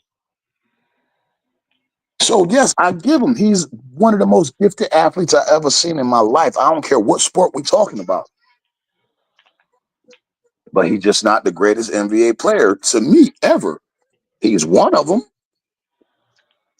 He's definitely one of them. All hail the king. You feel me? From what you did as an 18-year-old kid transforming Cleveland, respect, LeBron. You tough. You tough. The thing about LeBron fans that I've noticed that's consistent is we want to take the good, but we don't ever want to take the bad. And their narrative of LeBron James, he has never it's never his fault anything bad that's ever happened to him. Him playing piss poor in that first NBA Finals, oh, he was young. We never said any of that for anybody else. I respect what Herm said. He brings up a good point. He says he don't hold it against young players. Cool, no problem. I can respect that. But we're supposed to hold losing to the eventual champion Boston Celtics against Michael, and he wasn't the reason they lost. Are we really going to sit up here and say that Michael Jordan's the reason why the Bulls lost to the Celtics? He did everything but sell popcorn for that team. But I can say if LeBron just plays his normal game against the Spurs, not only do they not get swept, chances are they win the series. So okay, we're saying he was young and he you know what I'm saying he was too young. The offense probably, him having a jump shot. Okay, what about on defense? He was getting cooked by Ginobili and Parker on defense, and Bruce Bowen on defense. The one thing that travels is your defense.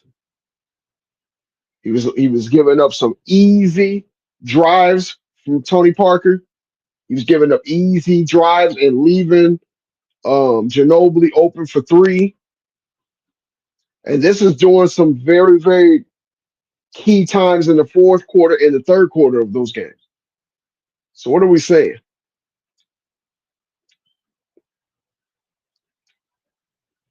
Every player is young because they come into the league. However, we can't sit up here and crown him because what he did against Detroit the series before, and then sit up there and tell us how young he is the next series. When did LeBron James ever raise his game in the finals up to that point? I've never seen a game in the finals. Shout out to Jim and Reese's NBA research and facts. It took LeBron James 10 final games to score 30. 10. Other young players less than that. He's so bigger and faster and stronger than everybody. Okay, where was that at? Even on the drives, where was that at? We continue to be told one thing, but I see another. So what am I supposed to believe? You or my own eyes? I'm gonna believe my own eyes. I'm gonna definitely believe my own eyes.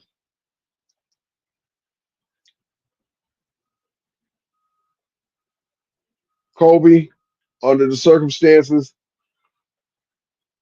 and that first NBA Finals against Indiana, he came to play. He got injured in the third game, if I'm not mistaken, with the ankle injury, because the fourth game, which was game four, that's what he bailed Shaq out in overtime to win the game. He stepped his game up. We saw a young Kobe step his game up.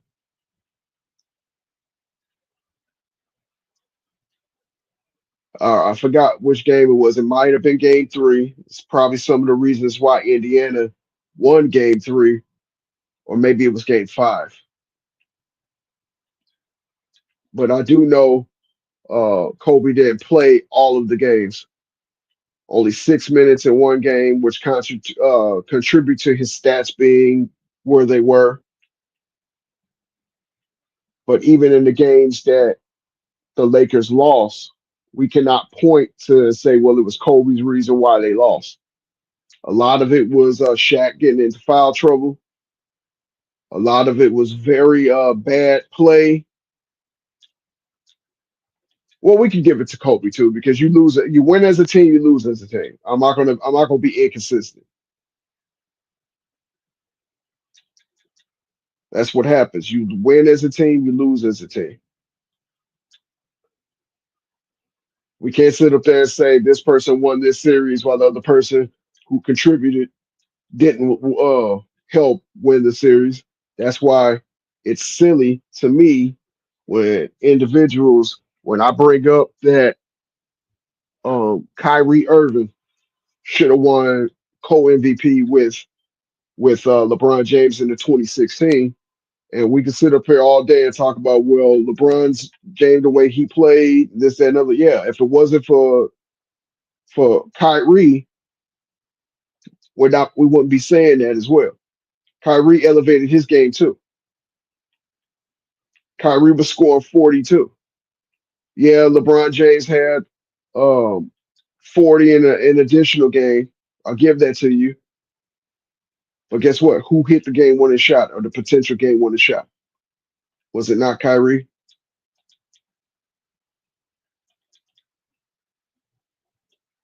He contributed. I don't want to hear, oh, well, I said during the timeout to give Kyrie the ball. Okay, that's nice. But you was over in the corner blowing on your heads while he was doing all the work. I don't want to hear, oh, well, he hit the game series clinching free throws. I don't want to hear that. That's a cop out. Kyrie played just as well in those last three games as LeBron James. LeBron James was 9 to 24 in the final game in Game 7. 9 for 24. Is that efficient? No, it is not.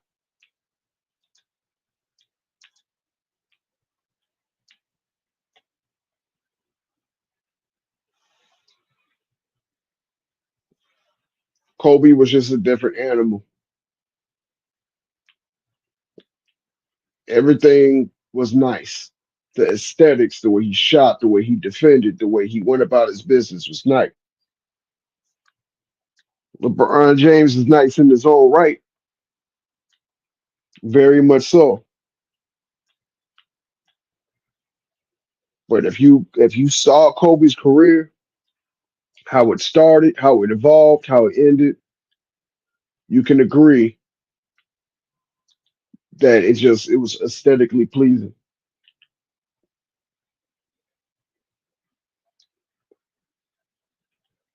You still there around time?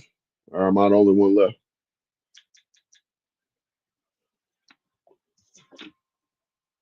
See where we at. Cause I think I'm gonna have to be getting ready and go in a second. But hold on for 1 second while I read the comments.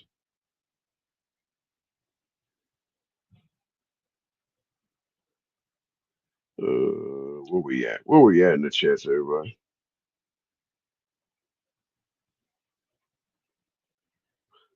I'm not saying Kobe don't have no 9 for 24 games. Tyson Thompson, good good having you back to the chat. Yeah, Kobe had many games. It was 9 for 24, but you have media pundits that want to let you know that LeBron James had the greatest stretch of 3 games in NBA Finals history, and that's just not true. Was he playing great leading up to that? I have to be honest. I got to say yes. Was he the number one reason why they came back in the series? Absolutely not. That'd be unfair to sit up there and say that.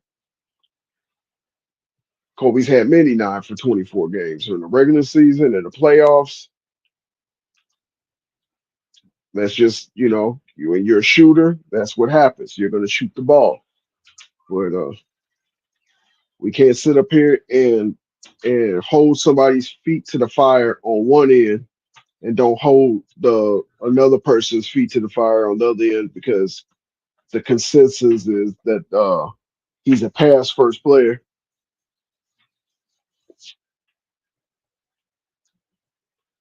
That's not even being fair. And I don't got no dog in the fight. RT the brand says Curry only has one MVP. And then Tyson Thompson says, okay, that's all I'm saying. Why are we picking LeBron James games and not Kobe's? Well, the subject matter was talking about the finals. Kobe had some horrible shooting games. I do remember there was a game it wasn't in the finals. It was against Sacramento that he had a horrible shooting game. Difference is, under the circumstances with Shaq's foul trouble, and not to make excuses, but just setting up that's just how it was. He had to take the majority of the shots. But everybody has bad shit. I've watched Mike go 3 for 18 against the Knicks at one point. They won the game because Pippen's hot shooting. But if you're a shooter and if you're the main scorer, you're gonna have some bad games. Carmelo Anthony, Dwayne Wade, you're gonna have some bad games. You're gonna have some terrible shooting nights. That comes with the territory. But the only reason why I'm bringing it up for LeBron James is individuals want to say that he was more efficient and he was just a better basketball player.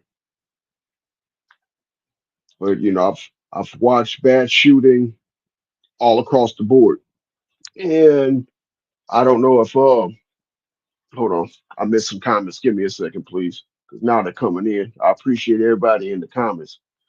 Uh, I got great one. Says fun fact: today's NBA is easier for rebounds and assists. You only battle your own teammate for rebounds, and you get credited for assists now. 6 seconds after you pass the ball to the shooter. Wow, didn't know that. We also have uh Be Ready Sports Podcast. It says LeBron has more playoff poor performances and reasons his team loses. Let's not do this, bro. I agree with that. I agree with that. I truly do. RT the brand.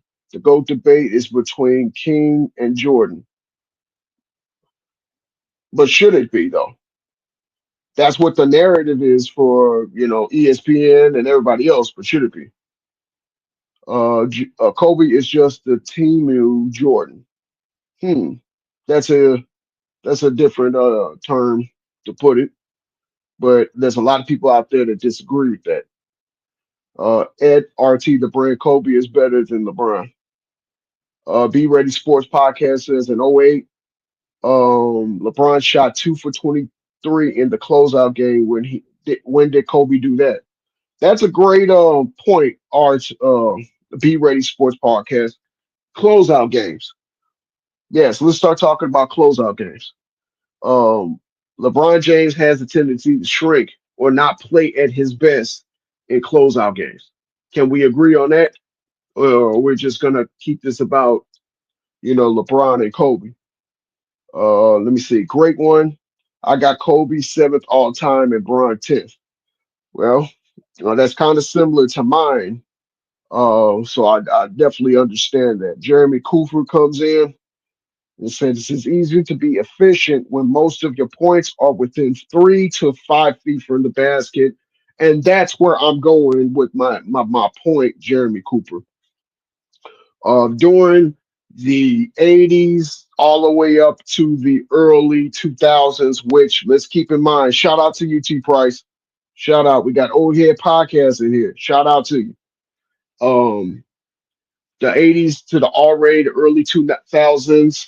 Now, keep in mind what the first 2 seasons where LeBron James shot from the field, and then when they changed the defensive rules from that season forward, he's been in high 49s to well over 50% from the floor. When you pack the paint full of a center and a power forward rotating, and then sometimes you would sneak your small forward in there for driving purposes, getting to the hole was difficult. It doesn't matter how tall you was, it doesn't matter how skinny you were, it doesn't matter how athletic you were. Getting to the hole was going to be a problem. And if you were not creative enough, or if you just was not able to have a pull up, mid range pull up, post up, or ISO pull up, your numbers were not going to look good. If you shot 45% from the field in those defensive rules, 45% for the field was considered efficient. If you shot over 50%, you were just great. So, yes, what do we know LeBron James is known for? He's known for one or three things: burrowing down the lane to get to the hole, pull up threes in transition, and maybe a fade away from baseline. But the majority of his points have come from threes or layups. Kobe's majority of his points came from mid range and threes. So those two types of offense, are very different from each other. Let me get back to the context because I don't want to shy away from y'all having y'all own voice.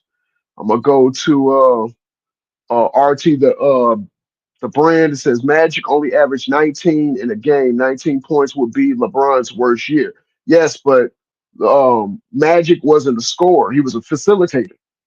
So guess what? Those 10 assists in 2020 will be Magic's worst year. He didn't average. This man was always averaging double figures in assists. Shaq didn't play in shape 30% of his career. I absolutely. That's another great point. I would actually go up and say 50% of his career. Shaq didn't play at his best. When he got to LA and started making the big money, Shaq started taking himself way too serious. Let me see. Our great one, RT the brand, Magic is a real point guard. What are you talking about? Absolutely. I said the same thing. Spurs fan says done with the era of basketball. You know what? A lot of people are saying the same thing. Got Jeremy Cooper saying exactly. Maybe going back to what I was saying about LeBron James in the paint. We got a great one again. It says Magic can score when needed. Absolutely. Magic was not the traditional scoring point guard. That did not really become a thing until the mid 90s, all the way to current. Your point guard was to set up the offense and get everybody else the better shot. Your shooting guard used to take a lot of the perimeter shots. Your small forward, power forward, and center was going to be free throw line to split post. Now, when I say split post left or right, low post left or right, high post left or right. But your point guard was to get the best shot for the team. And Magic, as you've seen in that the '88 series, when he needed to take the game winner, when he needed to be called on to score, he would do that. Let me see. RT the brand says Shaq underachieved similar to Wilt. I can even say LeBron James underachieved. So you have Shaq, LeBron, and Wilt underachieved based off of what was given to them and based off their skill set. Again, RG the brand says Kareem and Duncan games were too boring. Uh, I never really seen Kareem like that until like the later part of his years. But when he was in Milwaukee in the early part of LA, the one thing that I cannot say about Kareem is that his game was boring. And then he says nobody talks about that. Tim Duncan, yeah, Tim Duncan kind of pissed me off when I watched him. I've only watched Tim Duncan go get it in one game. And it was against Phoenix when he scored 53 points. And I was like, well, shit, if he plays like this on a consistent basis, then I will watch the Spurs a lot more. But Tim Duncan, that morose attitude, not wanting to celebrate or show any type of real emotion, you know, kind of rubbed me the wrong way. That's why I wouldn't watch the Spurs. And whenever they matched up against Minnesota, it was kind of like with Kevin Garnett versus Tim Duncan. It was like they were the polar opposites of each other. So yeah, let me see. Shaq has 4 rings just like LeBron James. So who's better? You want to know something?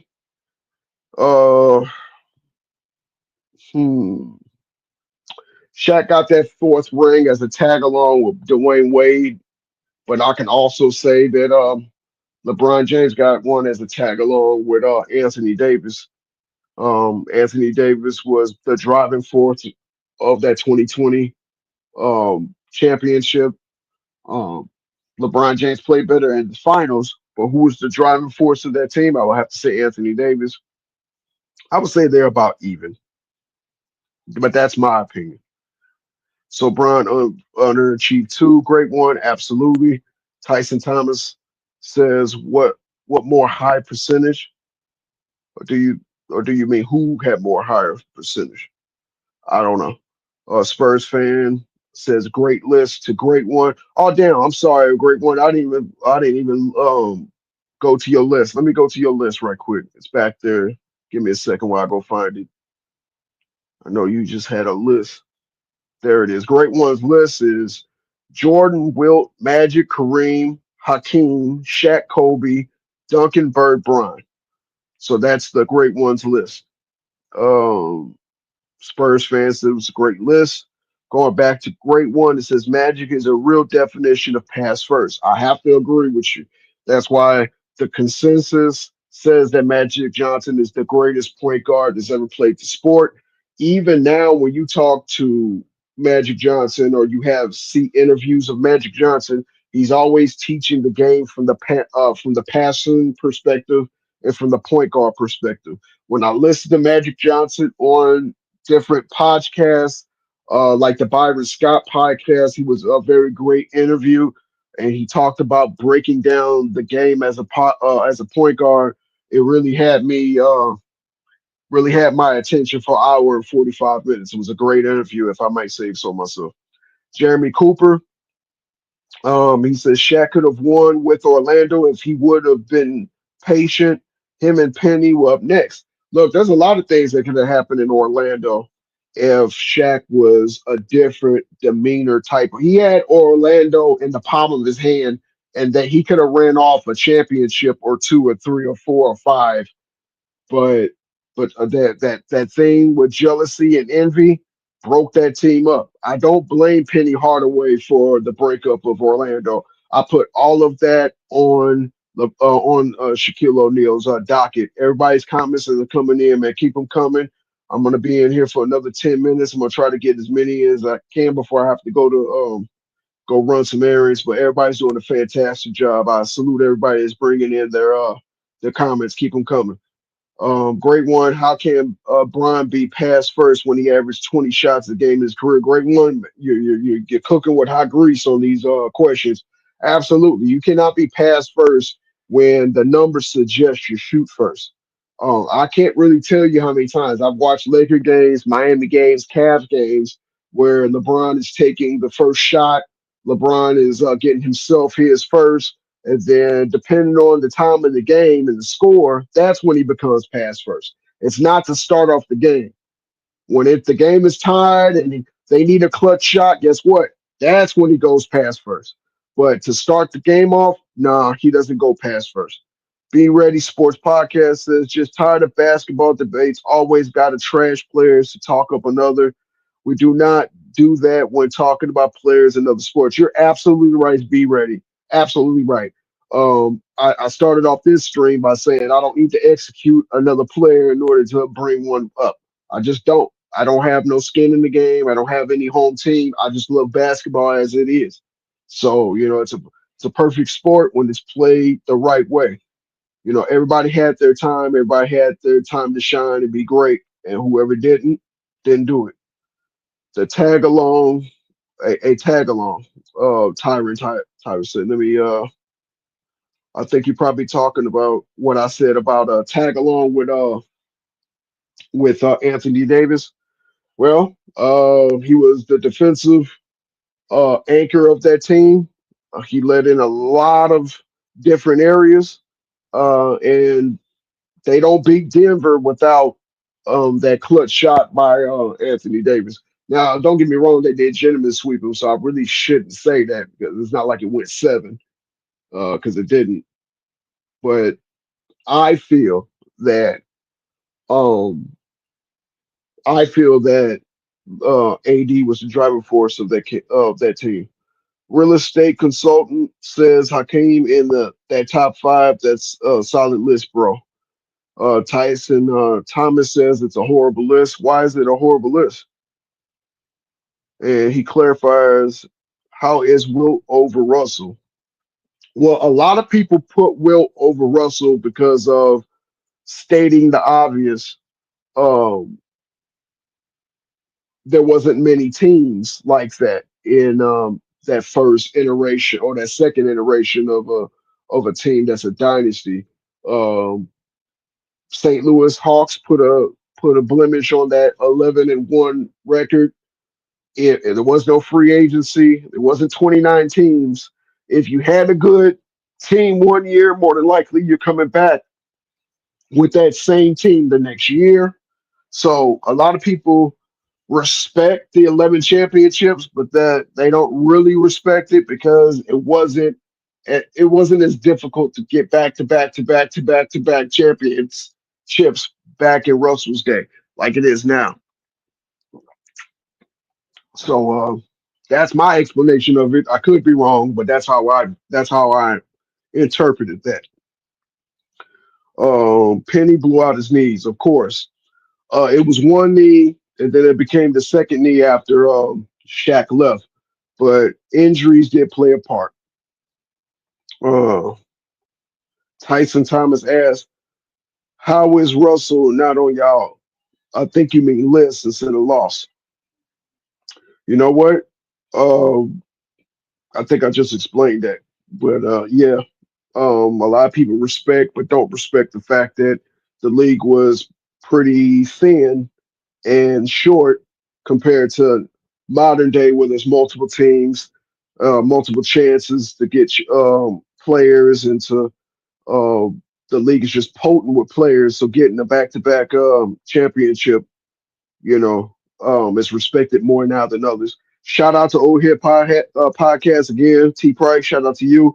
And right up under you, my dog, the real Eleazy. Shout out to you. Welcome to the chat. I'm only in here for 5 more minutes. If y'all can contact Ticket to get to keep the stream going, that'll be great. But great one has Ed Tyson. It says Thomas. If you wait, wait, yeah, Ed Tyson Thomas. I'm sorry, great one at Tyson Thomas. If you trade places with Russell and Wilt, do you not think? I don't think Russell wins anything. You know, some that's true. A lot of people have said that. You switch Wilt and Russell. I can argue and say that you know what? I'm not going to say what I'm about to say. I'm going to use a point that I heard from Two Raw for TV. If you don't know who Two Raw for TV is, please Google him. Please look him up on YouTube. He is very deep in his knowledge of the game and especially of the past players. But he said this. He said that Wilt Chamberlain can do everything that Russell could, but Russell couldn't do everything that Wilt could. And what I think what he means by that, and I was saying this on some of his earlier things, we know that Wilt can play defense. We know that Russell could play defense, but you know what? That's where it stops. Russell cannot do the same things offensively that Wilt can. So if you put Wilt on those Celtics and Russell on those Sixers and Lakers, I don't think that he has the same impact. I just don't. Eleasy, salute back to you. Uh, love to see you too, man. I appreciate you. I want to get you up on the panel, but you got to get in contact with Ticket. Great one. It says those Celtics teams had like 5 out of the 10 best players in the league at the time. That's another fact. They did when they had them under contract. They had them under contract. The team decided that they were going to let those teams go on that. You know. Let's see.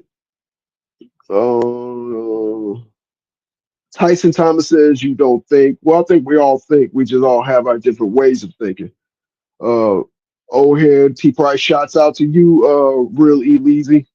So there you go again. And yes, T Price, it's almost tennis season. I know you happy about that, my guy. I definitely know you happy about that. Be Ready Sports podcast says, I have a question. How can you appreciate 40K points when half of them came when when illegal dribbles and travels, which we have video evidence of the look, Be Ready. You are asking some of the most like intelligent questions that's a lot of people don't like to ask.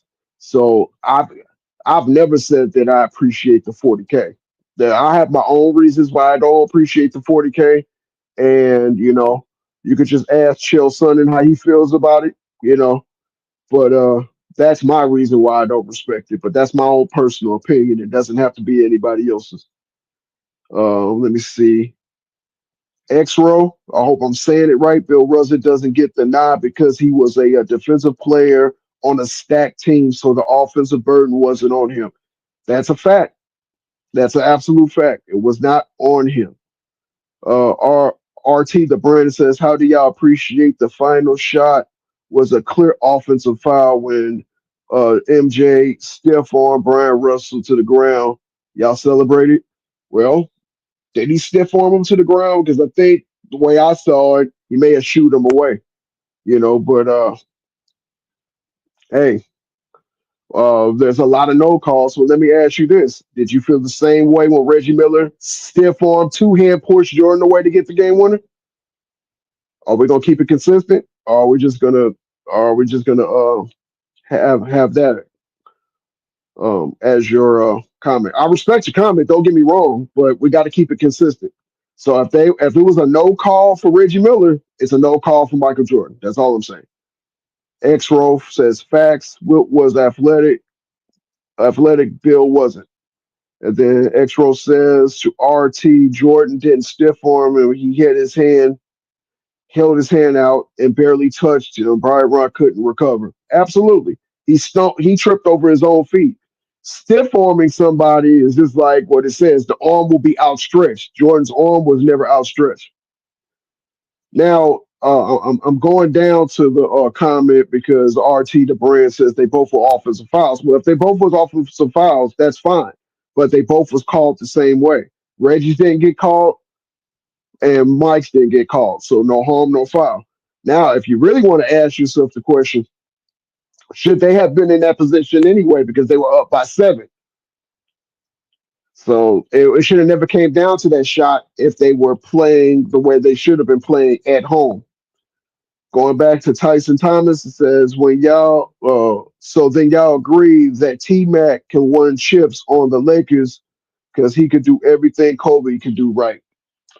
Uh, I will say yes and no, and I will explain myself by saying this. I've never seen T Mac lock down on defense, but I've seen Kobe do that. Those are the things that separate T Mac from Kobe.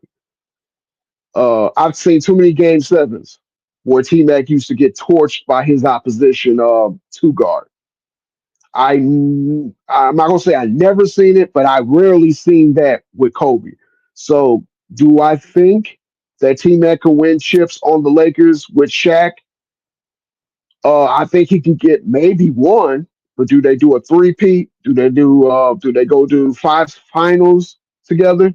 Was it 5 finals? I think it was 4 finals. That's right, it was 4 finals. I don't think they do that, but does he get a chip? There's possibility he does, but he's going to have to play defense, and there's nothing that I've seen from T Mac that he's able to do that. Great one at at Tyson Thomas. I'm sorry. I think T Mac gets one. Oh damn, he said that. He said the same thing I said. Man, thank you. So me and Great one agree. Jeremy Cooper. I mean, they replayed the tape. MJ barely touched him. Yeah. Again, I'll say this over and over and over again. The stiff arm. Stiff arm means arm all the way out, locked out. You can see it. You can see where he fanned him. Like, get off me. Uh, Look, Byron Russell was overrated as a defender anyway. The man hit him with a damn game runner in '97 in game one. So he knew his cadence. He tried to get too low with Jordan. And that's why he was never able to get his footing back under him. But Black Dynamite says stiff arming is what Bron does. Thank you. Thank you, Black Dynamite. Salute to you. Welcome to the chat. Exactly. I'm gonna stay in here for 5 more minutes because the chat is just so good. I my appointment is right around the corner, so it's not like I'm gonna be late or whatever. But man, y'all doing such a good job with your comments. Please keep them coming. I got another 5 minutes so I can cook with y'all. Let me see. Jeremy Cooper, T Mac had his chances in Houston. Absolutely right, Coop. Absolutely right. He sat up there and said that they never built teams around him, but they did build teams around him. But guess what? T Mac was either too hurt or didn't play defense, and that's why they could not make it out of the first round. That's T Mac's fault. So trying to shift the blame to anybody else is not right. RT the brand says, nah, the hand check pushed him off at the hip. I'd say it was pretty much a stiff arm like Derrick Henry. Nah, nah, now you're going too far, RT the band. Now you're going too far. When I watch LeBron go to the hole, you literally see that hand extended out. Uh, there are some times where Jordan did slap a hand away, And he used to get called for that on a consistent basis. But trying to say he's stiff armed like Derrick Henry, now I got to put you in timeout, figuratively. Green Eyes says, laugh out loud, Jordan was a push off at worst, no different from what half of the ankle breakers happens anyway. Wait, let me make sure I read that correctly. Laugh out loud, Jordan's was a push off at worst. Pause. No different from what half of the ankle breakers happens anyway. You know what? I can agree with that. Um, Green Eyes goes back at a comment at RT the Brand says, "You don't know what a stiff arm is. LOL, bro, stop." Uh, Jeremy Cooper says, "Dude is trolling." He might be, but he does ask some real good questions. Great one says, "Bronze pushes with his elbow a lot too." Okay, so should those be offensive fouls? Because a lot of times they call the defensive player for a foul when he pushes them off. X Rose says T Mac didn't put in the work either in his career. He even admitted it that if he could have been a monster, yeah, he that was, if I'm not mistaken, X Rose was that when he was responding to one of the episodes of the Last Dance when he said that if he would have did some of the things that Jordan did in practice, that his team could get farther. So you can't blame anybody else with that. Green Eye says how not what sorry. Hmm, I misspelled. Oh, okay. We'll retype that in so we can get your comment. Green Eyes. X Roll LeBron has no bag. This has been a thing since he entered the league. A lot of times people don't want to talk about that. When LeBron came into the league, he was very athletic, could jump high. He was very unique, playing as shooting guard at 6'8". He played as shooting guard at 6'8", and I think he spelled with Ricky Davis. Whenever Ricky Davis comes into the game, he'll go to small forward. When Ricky Davis is not in the game, he'll go back to the two. And his jump shot was not developed for I want to say the first 4 or 5 seasons that he was in the league. And some of the reasons why he got Paul Silas, rest in peace, fired because Paul Silas was trying to get him to add to his game and get in the post, and LeBron did not want to do it. So they fired Paul Silas, and then after they fired Paul Silas, Mike Malone's father was the interim coach for that second season, which they were in the playoff picture, but then they end up falling out of the playoffs altogether. I think they were fourth or fifth with like 12 games left, and they end up falling out of the playoff picture altogether. So then they hire Mike Brown, and everything is like it was. Let me see. It says only one number 23 to go. Says Braun more like offensive tackle push-offs in Super Bowl. Oh, that's funny. True, but that's funny. Great one says LeBron didn't shoot 50% from the field until his seventh season when they made the league soft and easy. Absolutely, great one. That is 100% facts. When they took away the hand check, when they removed the center out of being able to play defensive back in the middle of the paint, then things opened up. We got J Boy in here with his first comment. It says LeBron faults his 4 and 6. He did wait. It's LeBron thought he's 4 and 6. He didn't work on his game. Still couldn't shoot free throws. MJ, Kobe, Kareem, Tim Duncan, and Steph over LeBron. Hey, that's your opinion, J Boy. I respect it. Well, that is facts. LeBron could have worked on more things, being as tall and big as he is. But he's been in the league for 22, going on 23 seasons, and there's certain things that he still hasn't got good at. X Rose said at RT, hand check is called more on defensive ends, which is why they eliminated it to begin with. Didn't know that. Great one says hand checks was removed before LeBron James entered the league, though. Was it? Because I was under the impression they removed it in 2005, and LeBron James was in the league in 2003. RT the Brand said LeBron 3-point percentage improved every year into win because I do know it went back down to like 28% at one point, you know, but I don't follow LeBron's stats as well as everybody else does. Man, I like to give my shout out to everybody in the chat. Everybody in the chat's been wonderful. Every time I get on Ticket Stream, the chat has always been wonderful with their knowledge of the game. I respect everybody's chats.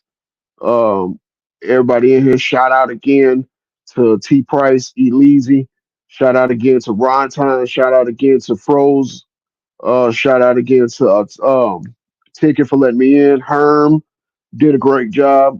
Let me see. One more comment just came in while I was saying that. It says, let's not forget this very day LeBron still doesn't uh he does not wait, where should let's not forget to this very day LeBron still doesn't how not to travel. Doesn't know how to travel, I think he means. Great one says that Ticket TV live streams your right hand checking was removed in 0405. So LeBron was in the league when that happened. So I don't know. But everybody ex LeBron has no post moves. He is horrible defender. He's great IQ, but no lateral movement, just a direct path to the lane. So it doesn't know how. Yeah. Okay, so everybody clarified, man. I appreciate everybody. I'm gonna get ready and go. Man, peace and love to everybody out there. Until the next time I'm on the stream, man. Everybody have a blessed day.